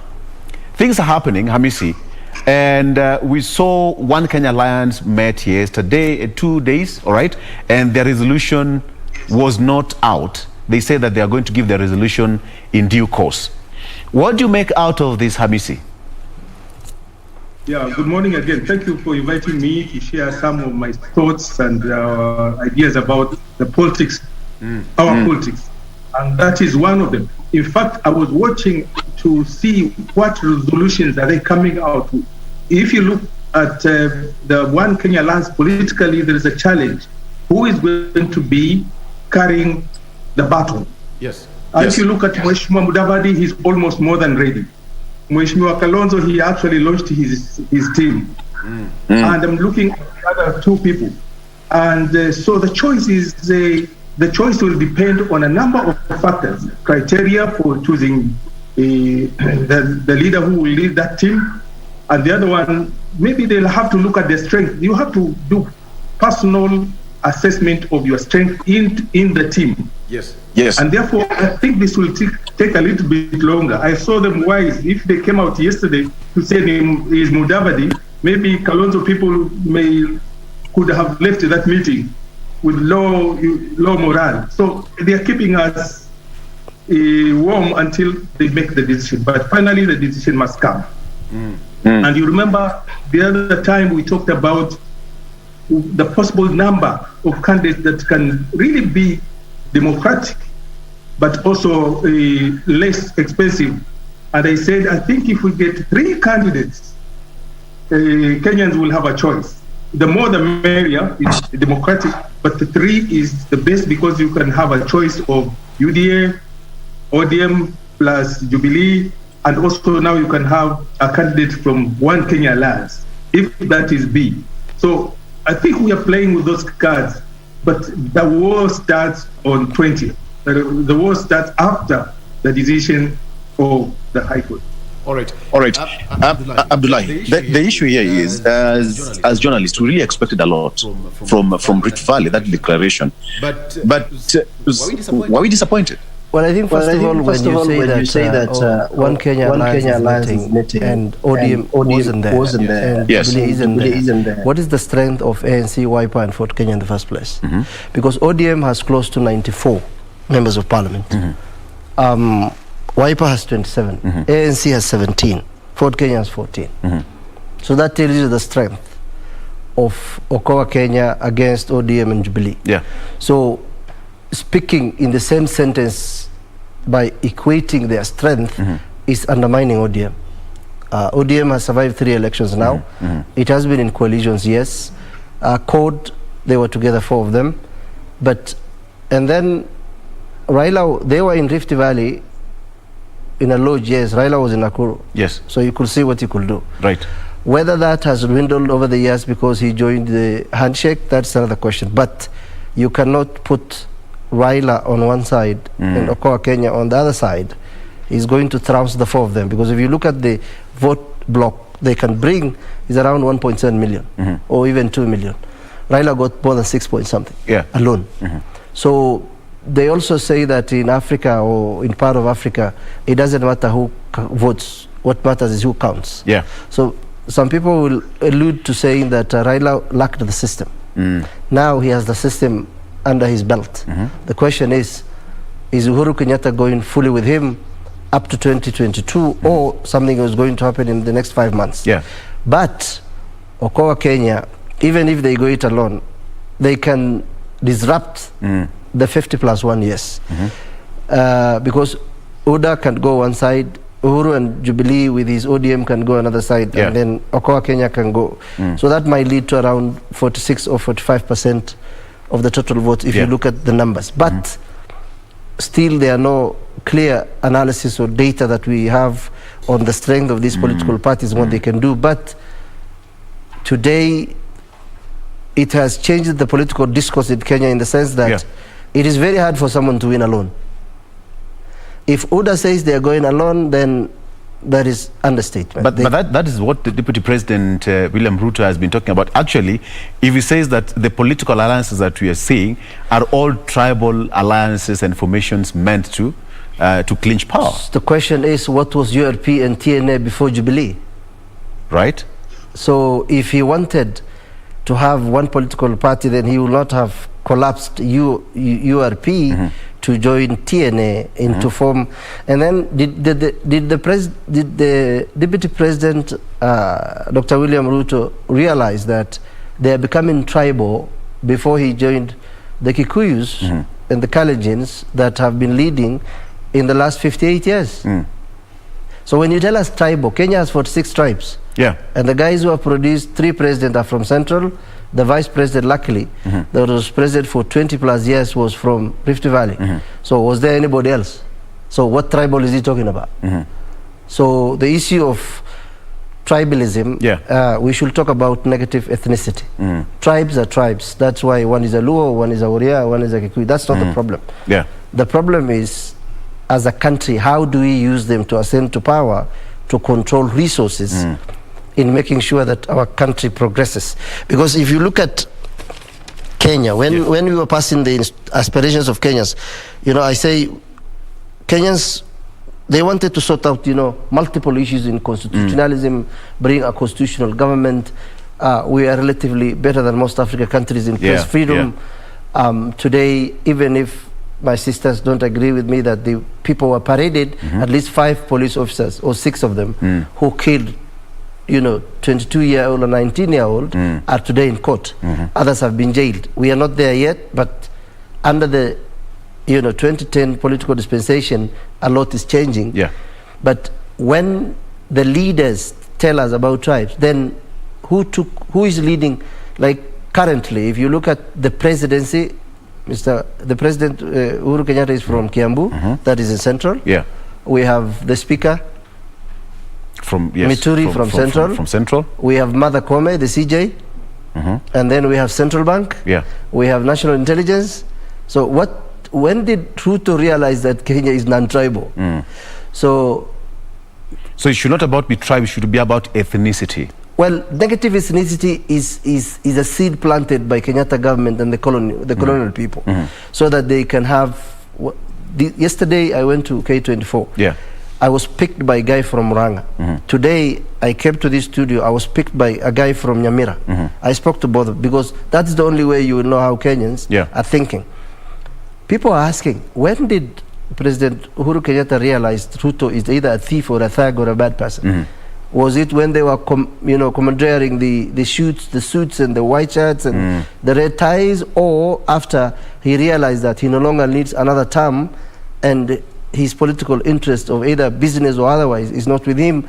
So there is a lot of political hypocrisy in just like the person in Betrayal in the City. One askari told the guy, you are inside and I'm outside. And then he asked him, did it ever occur to you that the outside of this cell might as well be the inside of another? So we are all in a bigger cell of political hypocrisy. And Kenyans must wake up to reality that our country needs progressive elites, not tribal demagogues. Absolutely. Hamisi, the question is now, is it a done deal?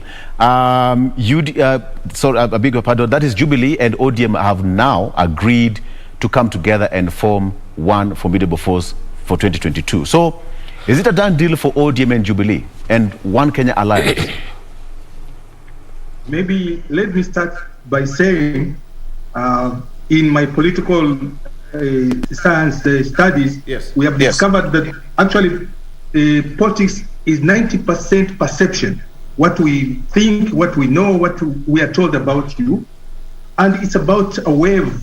That perception, if you can combine it with a wave, and it's about slogans. You see, if you combine those 4 factors plus the resources, you can mobilize the people, and in a matter of 1 month, people will vote for you. So let's put all these factors as we discuss this topic, and also we'll see who do we feel in terms of perception, in terms of wave, in terms of slogans, in terms of mobilization, and in terms of resources. Those will be factors affecting our politics of 2022. Now, coming to your question is, if One Kenya Alliance finalizes their position of who is going to do what, and I know maybe they're waiting for the results of the courts so that they can be able to line up. Will they decide just the president and the deputy president in terms of their formats, or because there will be more spaces if BBI passes, then we see an opportunity. And majority of the Kenyans see an opportunity of the expanded positions because we need to accommodate people. So maybe they're waiting for that. But look at these factors. Let them consider. Those people who are doing think tank, let them consider about what I've just said about it. If you look at ODM and Jubilee in courts, some of the Jubilee members are still with UDF, and the Jubilee members that are together with the president of Kenya. That is a strong force. If it can be mobilized properly, and if they can create a perception of we are in for it, and they can be able to have a wave. And I'm looking at the machinery that maybe President Uhuru has, and the mobilization strength of Mr. Odinga. It can be a formidable force. But then look at UDA. UDA has gone to the grassroots, and they have created a perception that this guy can do it. To be able to undo that one, these other teams must move very fast, very, very fast in terms of undoing. One thing that I like about my colleague has said is, if you just say about economic power improvement, this topic has been here with us.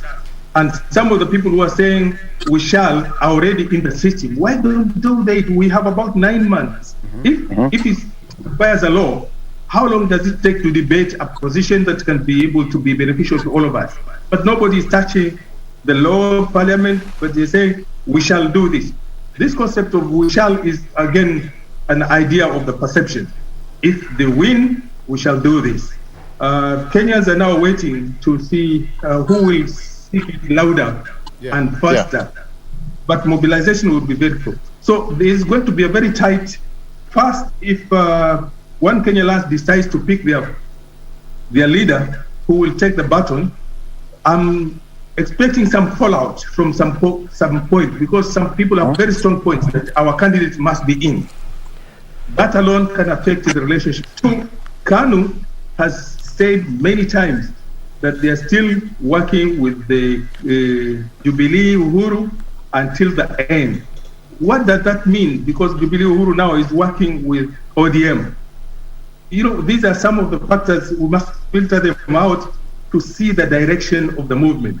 But what I said earlier, after the results of the courts, you will see mobilization, you will see movement, you will see people now on the ground. I think we're going to have a lot of drama, but let's expect it. Drama between the parties, but drama between those people who are aspiring to move in. If you're a governor, there are people about 10 people who want to be governor. If you're an MP, I think the list would be longer. So how are we treating that perception also when you go to the ground? Okay, the question is here, Abdullahi. He's raised a point that soon we'll start to see fallouts. And when you look at that, the structure, and the president is meeting the One Kenya Lands principals today in Mombasa, and ODM leader Raila Odinga, perhaps just a follow-up of what happened last week, where they've reached 8 days ago. Exactly. The question is now, the president is so much interested in uniting these people, but are they so much ready to unite themselves? Well, the question is, when did we as the Kenyans say that we are not united? Because that's an understatement. Yes, I'm talking about the political leaders. Yeah, when did they realize that they are not united? Is it 12 months to election, or even less, or before? This is nothing to do with unity. Because what we did as a country is, I stay in Nairobi, I came to this studio, everybody here is a Kenyan, and I didn't quarrel with anyone. So the issue of unity is neither here nor there, both in Kenyan citizenry or in the political class. This is what is happening.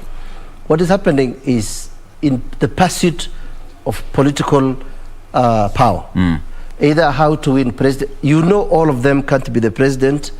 Currently, if it was about creating positions for prime minister or deputies, we are still in court. By Friday, we will have the verdict. So they are grappling with what to do next, or how do we eat from the cake. Now, this is what I'm thinking.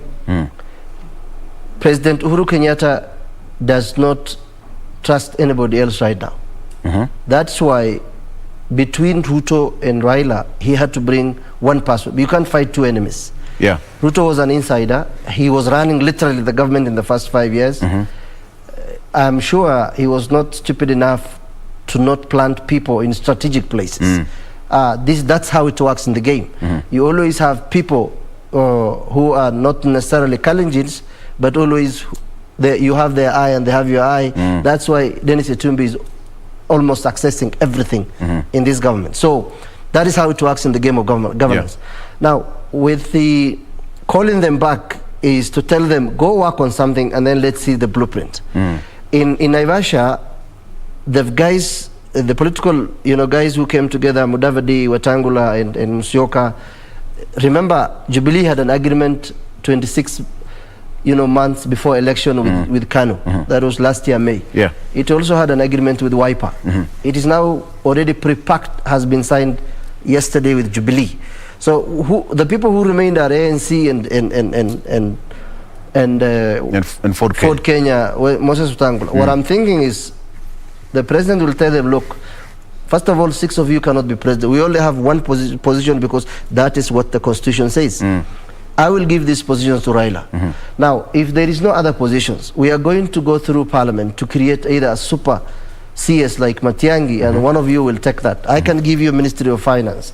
I can give you this. There is a position of speaker both in the national. So there will be negotiations and renegotiations because deep down, Musalia Mudavadi knows he is not going to win the presidency if there is Raila and Ruto combating the field.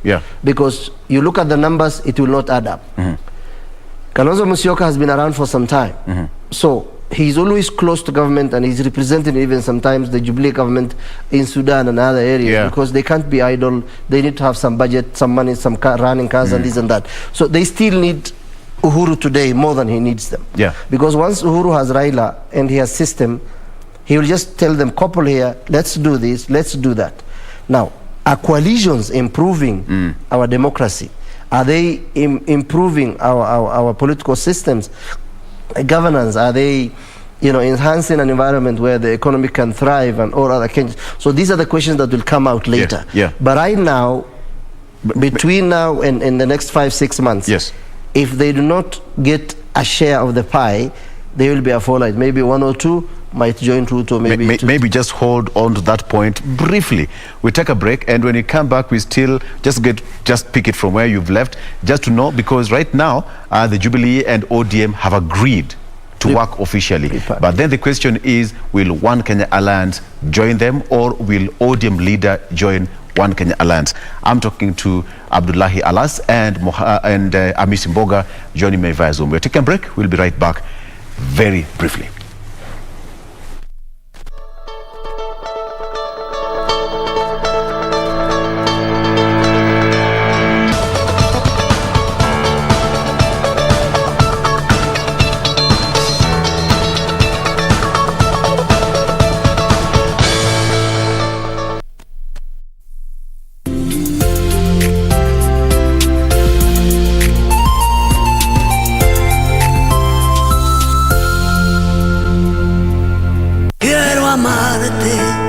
De una forma diferente, de otro modo.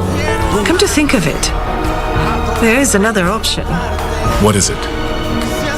We could ask the help of a notary whom we can pay generously if he helped us out. Look, son, right now, I can tell you with all certainty that she's long dead. Now, look.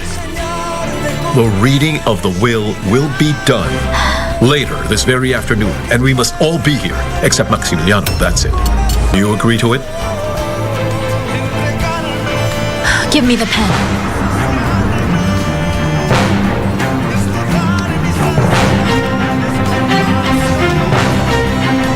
Quiero amarte de una forma diferente, de otro modo, nunca igual al de otra gente.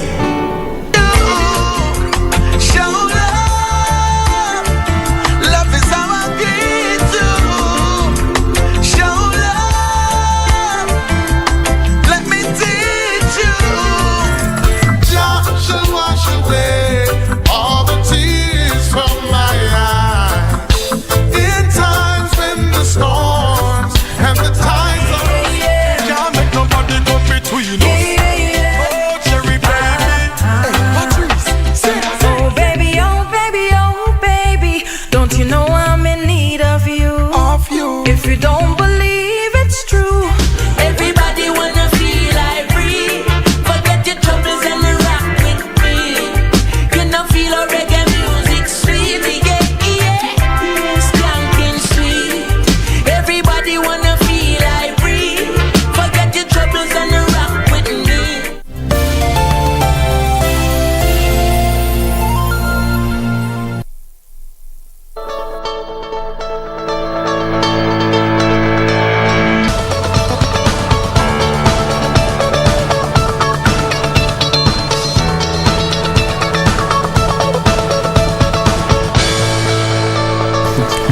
Hakuna kitu utamwambia. Hakuna. You know, journalists will always have something to say. Whether that's what we do. We wake up at 4 a.m. We'll always have something to say. I'm joined by Abdullahi Alaz and Hamisi Boga via Zoom. Hamisi, before we took a break, we're talking about something here. The president has called all the 4 One Kenya Alliance principals and ODM leader Odinga in Mombasa today. Perhaps what should we expect now that you're in Mombasa? What should we expect from that particular meeting in State House? Thank you. My perception and my thinking is this is the 10th meeting the president has called the team.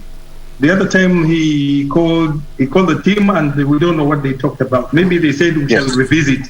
This concept of revisiting is big to assess what they discussed and what they think.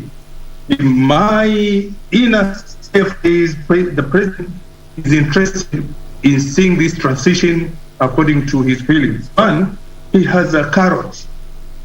There's a carrot and which can shape the direction of election, but also the results. A carrot, he can do some appointments between now and 2022. He has money, he can support the team which builds. He has the state machinery. You can't underestimate, you can't leave that guy out. And he's calling you not once, twice, 3 times. So I think it's going to influence the direction that will be taken by ODM and also the One Kenya Alliance. I'm sure he has somebody in mind to say, why don't we support so-and-so? Because it's only one position of the presidency. Yeah. But then there is this possibility. I think the cards are going to be put. There's this possibility. After 20th of this September, if the court opens up the BBI, there are a number of possibilities that can happen. If the court doesn't, still there are a number of possibilities that can happen. Check the members of parliament. ODM has over 90 members of parliament, and Uhuru has a number of parliament in terms of his Jubilee. And if you combine the numbers of MPs from Wiper, from ANC, they can formulate a huge number of members of parliament to pass any law in parliament. And that is also another possibility of changing some of these things that may be stopped by the court. So he still has an upper hand in terms of shaping. And also, he's going to speak as Uhuru, as leader of Jubilee, but also he's going to speak as a president. And sometimes you can change faces in terms of pushing your points. And we have seen, if you go against the system can come for you. It's not fear, but democracy has to be guided. And in this process, I think Uhuru has this niche of saying, why don't I leave this place peacefully? And people can go on for all people's purposes, for himself, for his interests, but also for the Kenyans at large. So he's going to mention, in fact, like the analysis that we have is ODM has an upper hand in terms of positions in parliament, in terms of mobilization in the country, in terms of, I think these guys will be influenced to say, tumwachie mzee amalize one term, atoke, then you guys can come and do something else. Yeah. Abdullahi, could that the perception tumwachie amalize one term, and now that he has numbers? Well, it's not only numbers. He wants it so bad that he tried, his dad tried, never made it.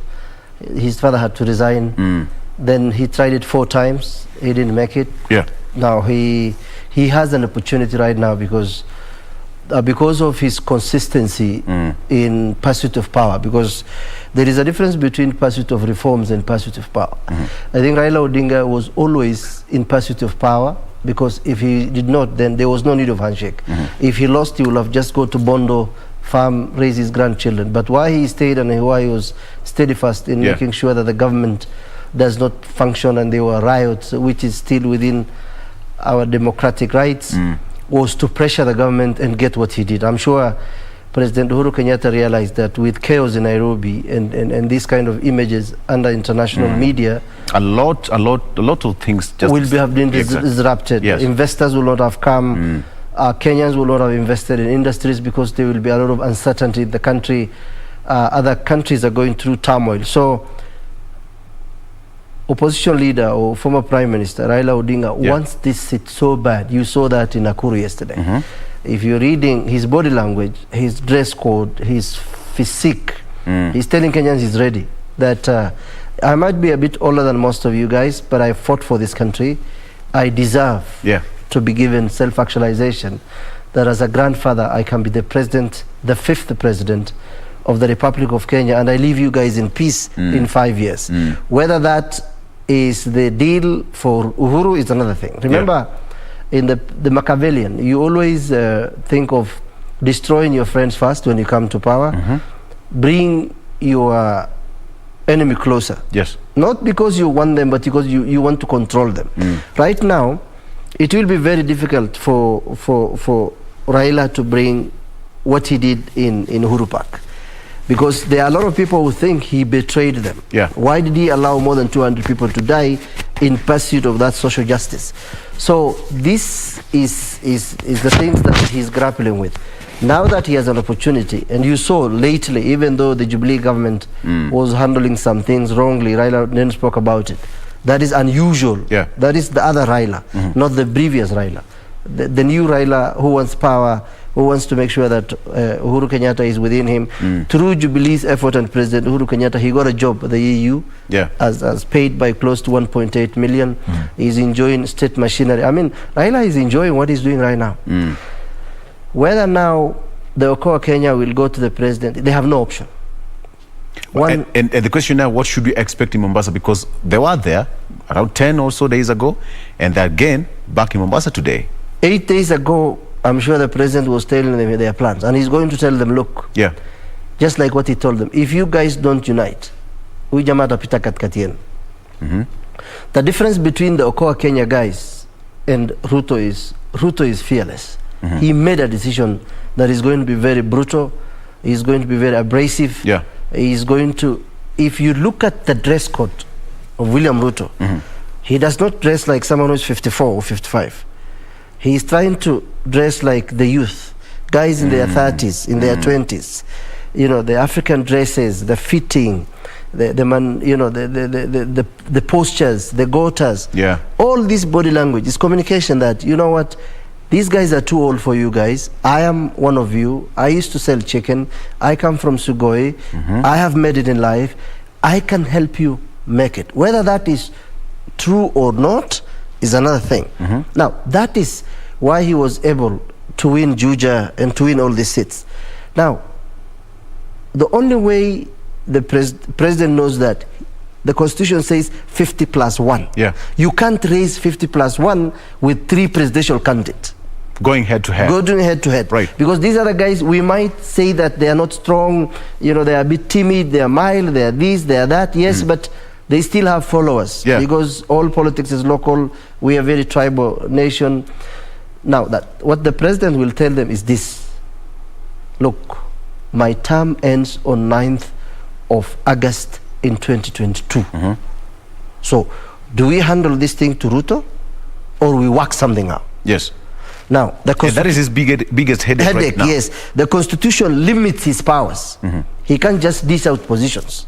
Like wewe utakuwa prime minister, wewe utakuwa deputy. There has to be a structure. We should go through referendum, because the drafters knew, with the nature of our political history, we need to have some stringent measures in making sure that our political process is guided within the law. That is why, even if BBI on Friday we are given the judgment that they set aside the High Court, those guys will still proceed to the Supreme Court. So it's going to take another few months. We might end there up to 3 or 4 months.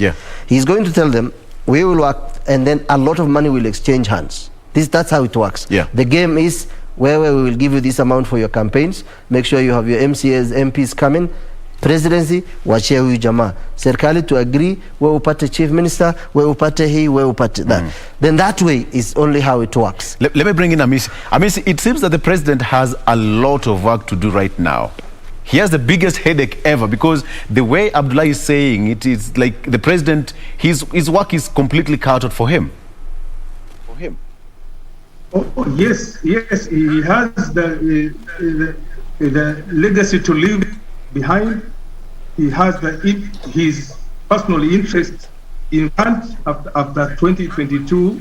He has his team has come out with, and therefore the formula that is needed, like my brother Abdullah said, we need to have it first round. We need to have the election and beat whoever we want to beat first round, because the second round can mean anything, because people can also wait for the second round to mess up issues. Right. So I think he's going to insist that we need to have only two teams, UDA and us.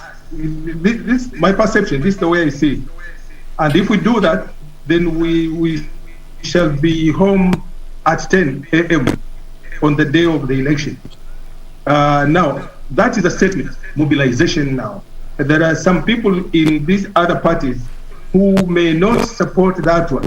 So the leaders, if they do support one candidate this afternoon, they have a lot of convincing in their party. There are some people in Wiper, they don't have, and they can't even look at Raila twice, okay?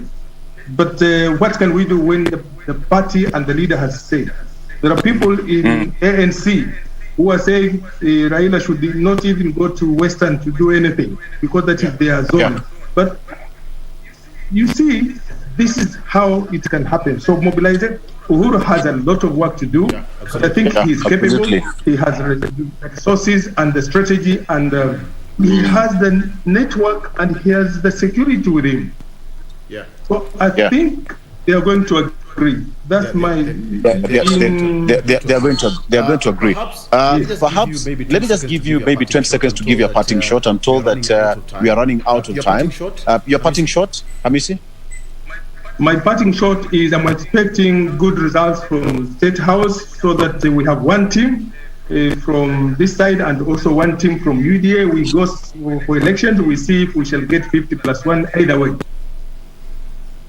All right, thank you. Yes, Abdullah, your parting shot, even as we wait for that outcome of Kenyans that should meeting know today. that whether it is today or tomorrow, next year, the political class will always strive to get power. We should look at our interests as Kenyans and ask, what is it that we need as a country? Yeah. Let us look at individuals on the strength of their capacity. Do they have values? Do they have integrity? Do they tell the truth? Are they honest? These are the things you need to look into a leader. Currently, we have no much option, because the guys we have in the helm of parliament, or rather leadership, have been around for some time. Yeah. It is incumbent upon Kenyan middle class from all the regions to come together and chart a new path for 2022, especially not only, we are talking about only the presidency. What about the governorship? Remember, Kenya is a unitary state with two structures, the national government and the devolved government. The devolved government is, we will need to elect 47 governors. So those 47 governors and those MCAs, what are they contribute to our political discourse, both from the village up to Nairobi? That is the question that we should all be grappling with. Kenyans must vote wisely. You should stop taking bribes. If you take bribe, then you have nobody to blame. Absolutely. I think that is the perfect way to stop it. Kenyans should vote wisely, and if you go for the bribe, you should have yourself to blame. All right, I've been joined by Hamisi Boga and Abdullahi Alas. All of them are governance experts. Gentlemen, thank you so much. Hamisi joined me via Zoom from Mombasa. Thank you so much. And even you, viewer, thank you for your valid company. Let's take a break. We are not yet done. Jen will be up next with the next segment. Stay with us.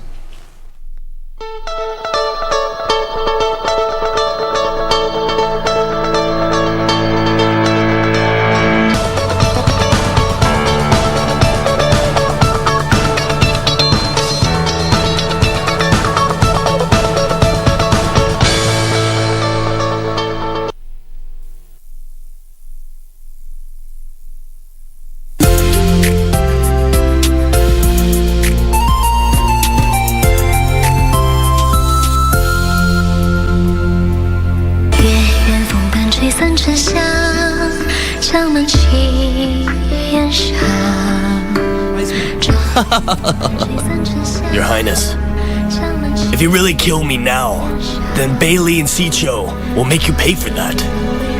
Even if you ascend the throne later. Look at what you've done! I'm so disappointed with you. You were always reliable, smart, and flexible in the past. I placed high hopes on you. And what brings you here? You came here to laugh at me? Just laugh at you? I don't have that much time, or that much interest in you.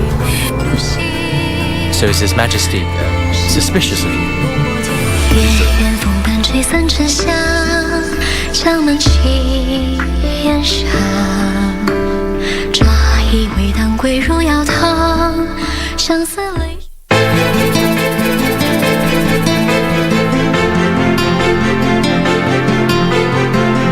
Mimi najuta kwa nini sasa nimefuatilia mambo haya. Usijute, mume wangu, usijute. Hii ndio hali ya matibabu na sote tumetaka hili jambo lifanikiwe. Mama, labda mimi ni mgonjwa kweli. Maana nikapelekwa asylum mimi. To make it worse, dawa umetupa kila mahali. What's going on? I promise. Tarejesha sauti yako. Huyu, sauti yana. Si akae nyumbani kwake atulie. Mimi hata yashangaza.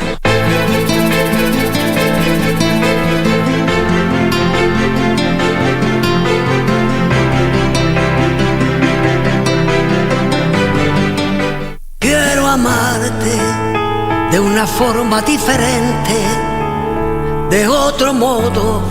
Come to think of it, there is another option. What is it? We could ask the help of a notary whom we can pay generously if he helped us out. Look, son, right now, I can tell you with all certainty that she's long dead. Now, look, the reading of the will be done later this very afternoon, and we must all be here, except Maximiliano, that's it. Do you agree to it?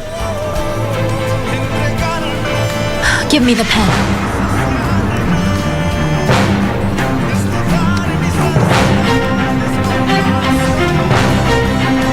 Quiero amarte de una forma diferente, de otro modo, nunca igual al de otra gente.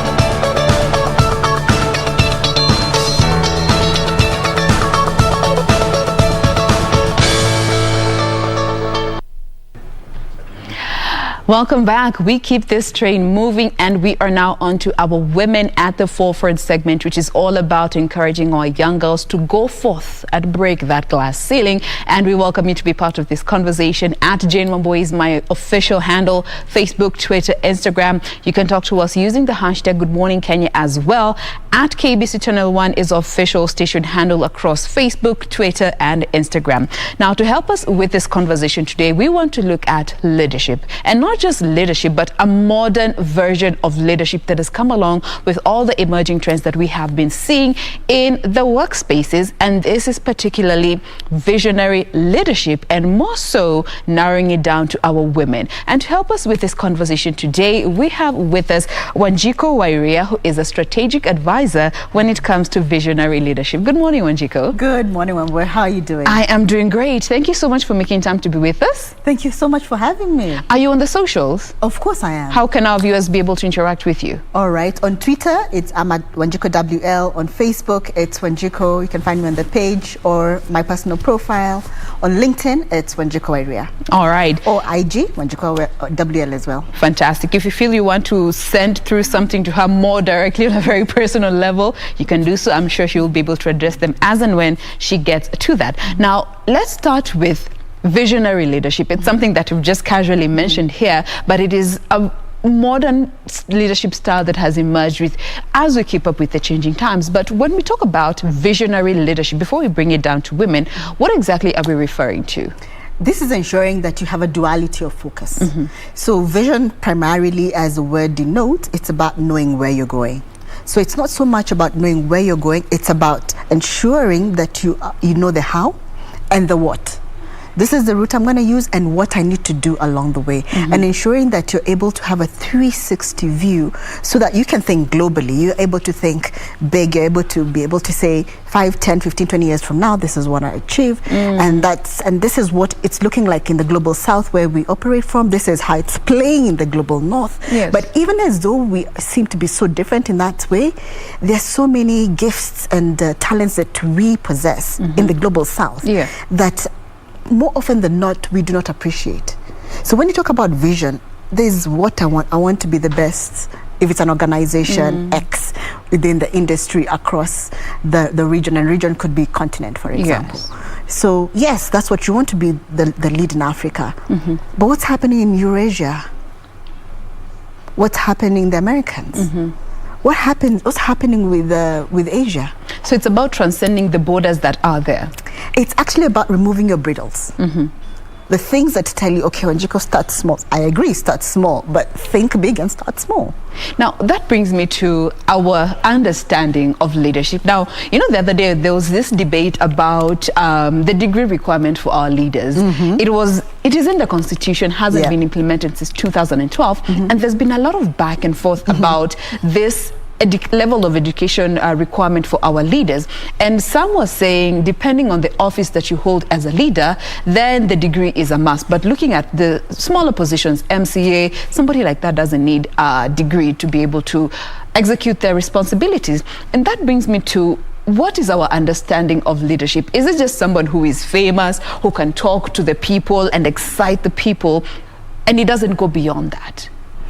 So what you've just described at the end, it's about personality and character. Not leadership. Not necessarily leadership. Just because you can draw people doesn't mean you'll lead them in the right direction. You could be leading us off a cliff. Just because we don't find you warm and we can't hold hands and knit sweaters with you, doesn't mean that you will not take us down the right path. In fact, it is said that some of the greatest leaders tend to have some of the most quiet personalities. Now, based on what you said, in terms of level of education, I believe education is important because education exposes you. We always say you can never rise above, neither can you lead above the expression experience of what you are exposed to.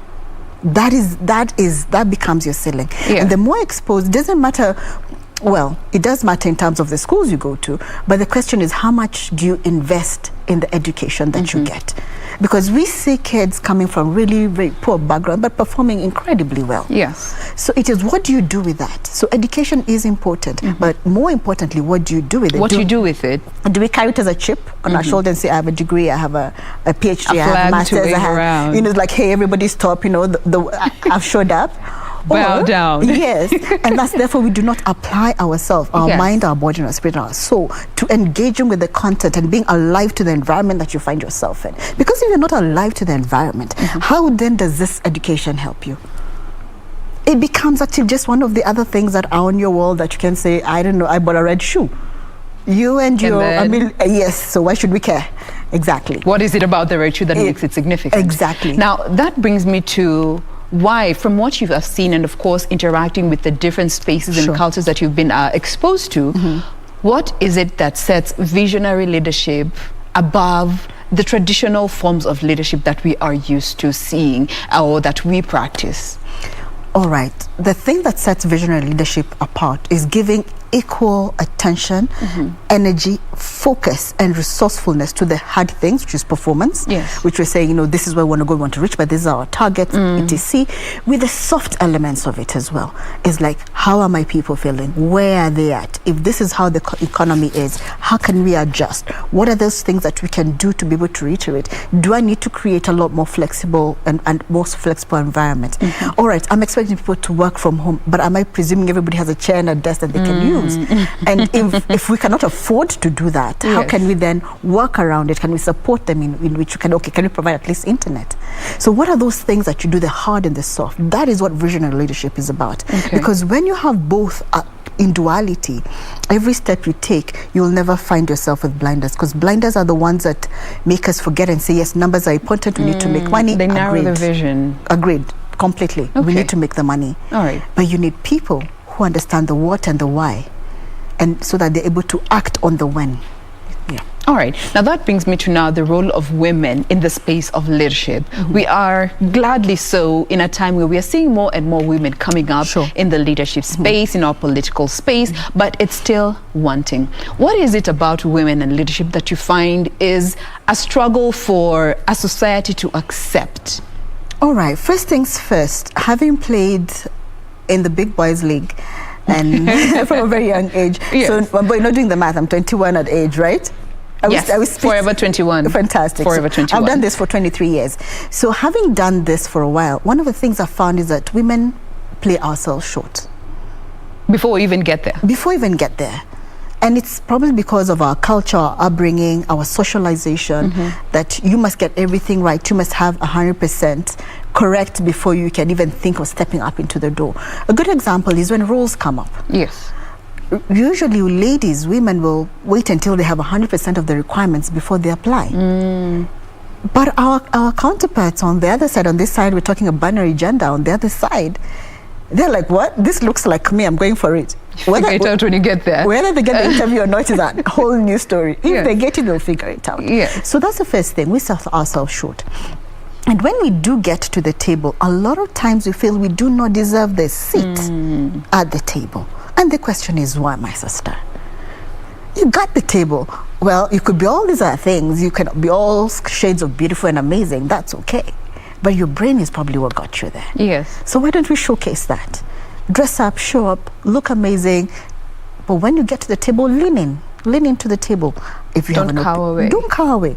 Don't look for the farthest seat. Or be the one serving water, because then we did have that example. Exactly. One of our guests, she was in a space, in a boardroom meeting, and tea was brought to the table, and one of the other board members asked her to serve the rest of the gentlemen that tea. Yes. And she refused. And the fact that it is so stereotypical, even in those grand offices, that, for some of us might not really understand what really goes on in there. And that brings me to some of these issues that influence our role as women in the leadership space, and consequently, visionary leadership. And I want us to talk about emotional intelligence, and that high emotional intelligence, which is something that has been used against women, and especially in the workspaces. When you are speaking against something, you're told you're being emotional about it, and yet it's very logical, and it is essential for such positions. High emotional intelligence in line with visionary leadership. That's a pet topic of mine, but definitely a very hot button issue. Yes. Because yes, a lot of the times when you speak up, it will always be like, no, that was unnecessary emotional. I'm like, all right. So was it emotional because of the content? Was it emotional because of the tone? Was it emotional because you didn't like what was being said? Yes.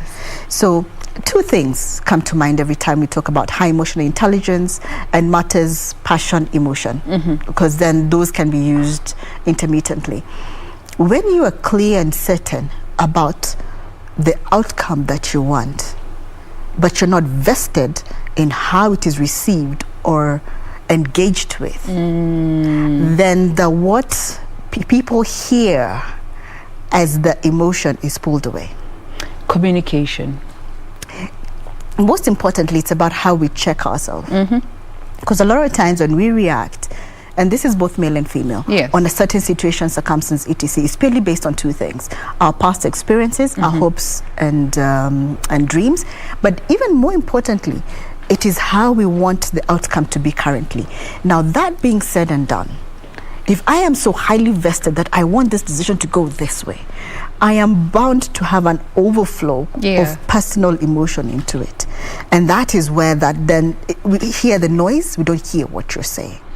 So when you're in a space when you have to have a conversation about a business discussion, it may not be comfortable. Yes. And you need to call something out. How about being clear about the objective, the outcome, but also releasing your connection to it? That way, you also hear what other people are saying. I always say personal vestedness puts earplugs in our ears. So you can never hear what anybody else is saying about everything else. So when it comes now to us as women, we are blessed with something called intuition, and we underrate it. Even in the boardroom, even in that meeting where things are really going A-shaped, something tells you, when you go on this one, dial it down. Listen to your intuition. When it says on this one, go for it. Listen to it. When this one says, ask a question differently, because you have the experience, you have the exposure, you have the understanding, and you're able to have a series of conversations within your mind, even as you're paying attention to what's going on. So the same thing happens when we show up. And this is how you continuously build emotional intelligence. The other thing is to be open to feedback. And be very acutely aware on what you're good at, what you're strong at, and what you need to grow at. All right. So it is a fact that emotions can be used against you, regardless of whatever space you are in or whatever idea you're presenting. So learn, and this is to just protect yourself, detach yourself from your feelings and the idea, and just present the idea. And be open to whatever criticism that may come. Exactly. Because I've learned, when I look back at some of my greatest, the people I've worked with greatest have not been the easiest to work with.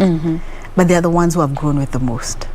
The people who don't have filters, they're like, it's like, that was a total waste of time. It's like, okay. So I learned to ask, all right, how would this have been better?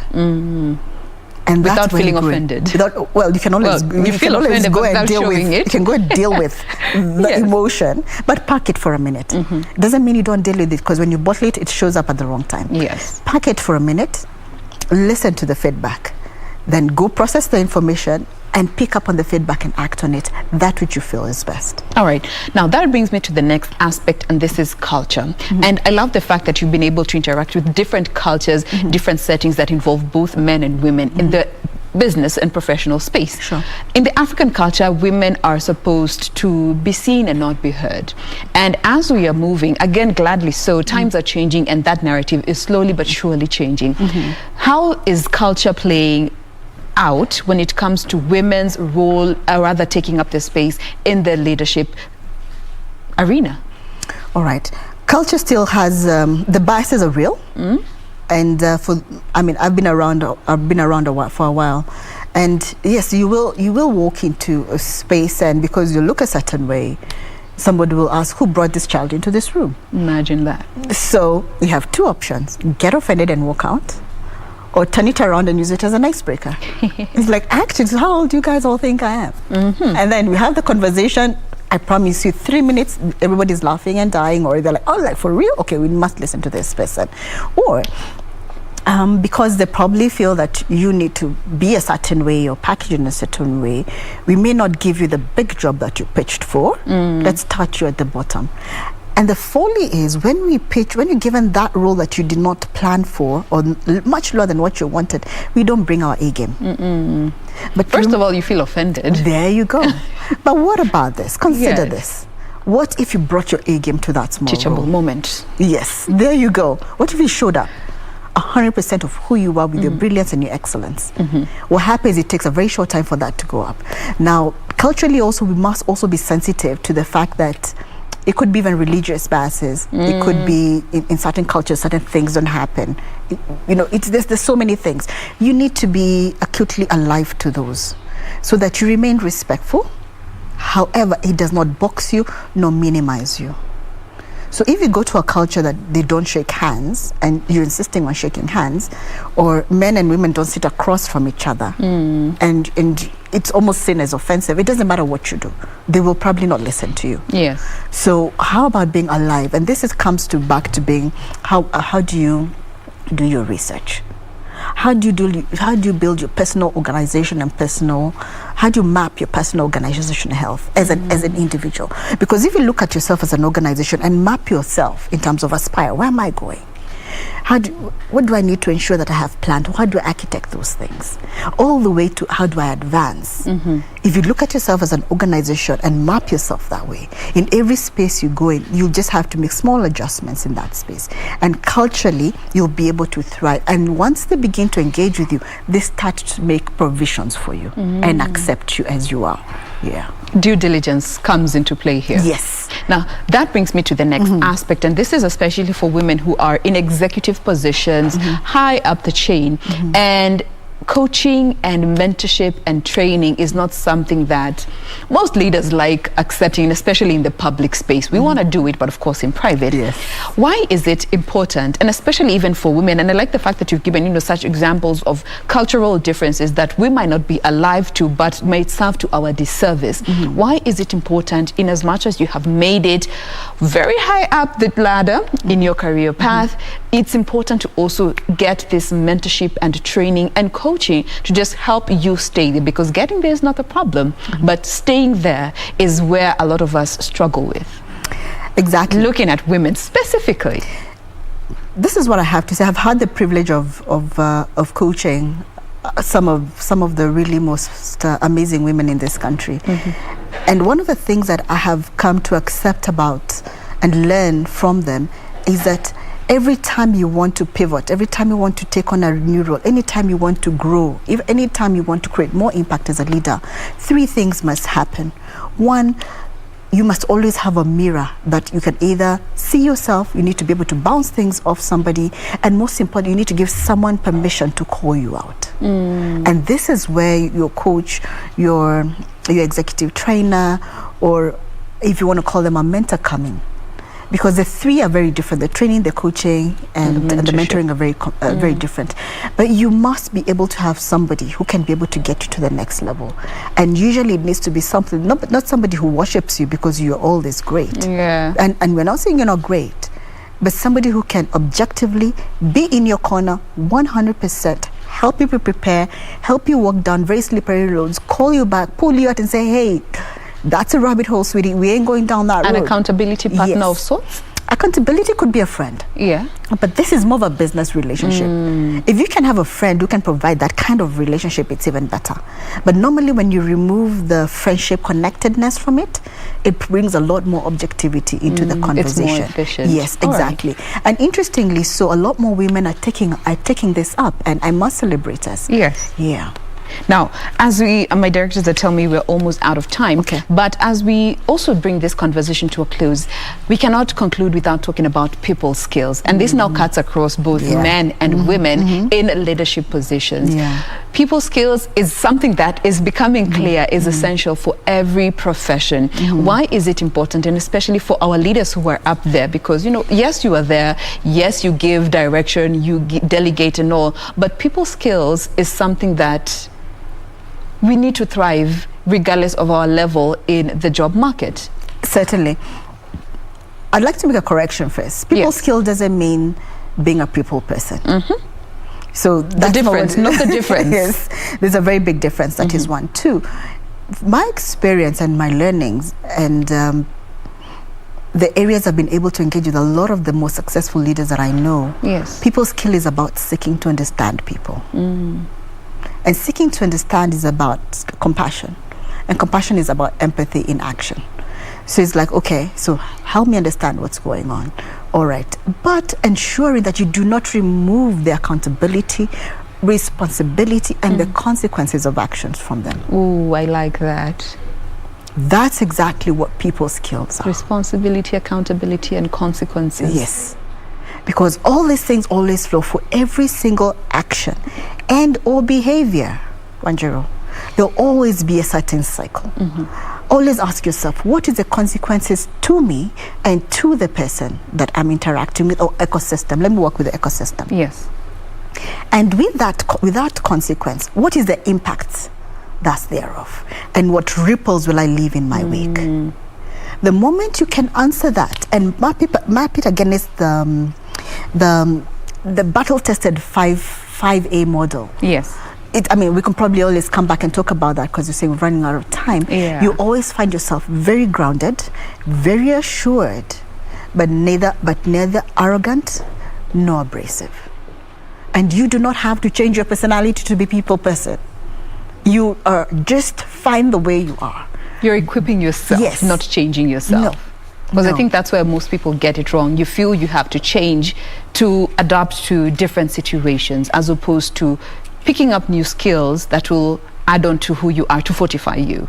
Certainly. Adaptability and agility are key. Yes. But that is about situational awareness. It's about being alive in your environment. It's like, okay, this one is about more listening than more directing. This one is about more directing. This is about collaboration. This is about cohesiveness. It's about being alive. It doesn't change who you are.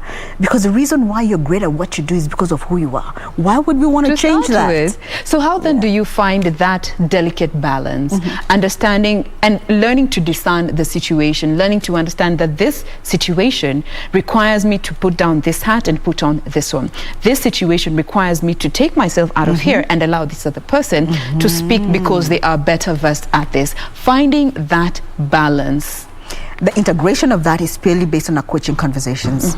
So hopefully that you can be able to find a great coach who does not worship you. And I must say, they should not worship you. But somebody who you respect and who respects you in return.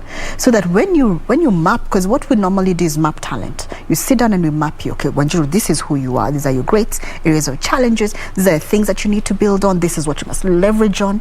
This is the things that you easily give, but this is where you can be taken advantage of. So we map you out. And these are your trippers. These are your traps. Just as much as you have a leverage, you also have things that trip you and things that trap you. So once you identify those things, then we can now start putting situations or work environments or social environments in that space. And then you can keep asking yourself, where is this? And you'll see it. The moment you map it, you see it.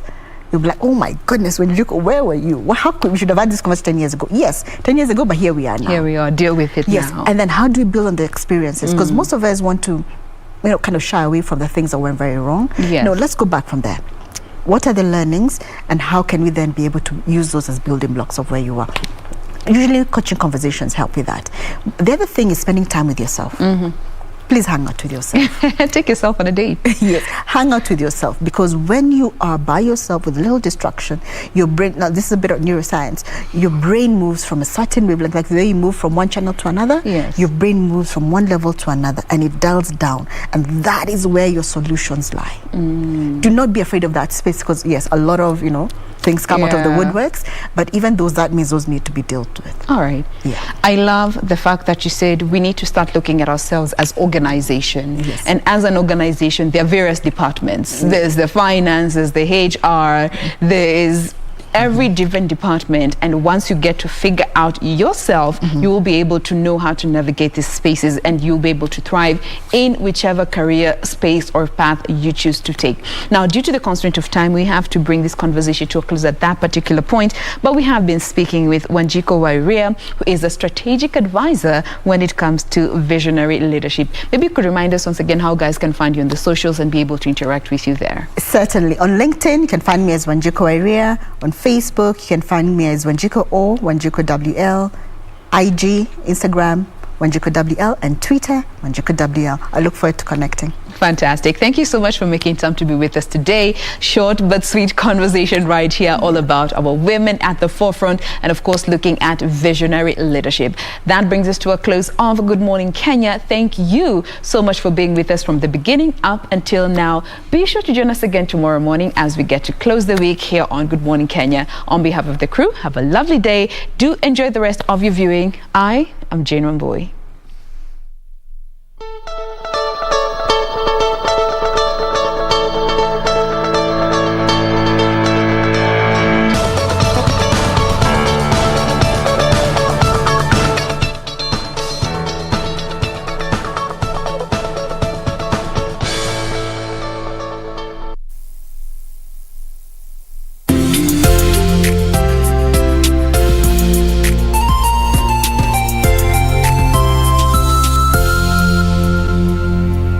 Ili kupata skiza tune ya Tabasamu ni bure. bonyeza *811*965#. Maneno matamu humfanya mtu atabasamu ghafla, na pia mawazo mema huzifanya hali zitabasamu mbele yako ghafla. Hali ngumu zikawa nyepesi, hali tete zikatamanika. Ila unaponuna pia hali zinanuna. Hebu jifunze kutabasamu. Kupata sikiza tune ya tabasamu ni bure. Bonyeza *811*965#, *811*965#.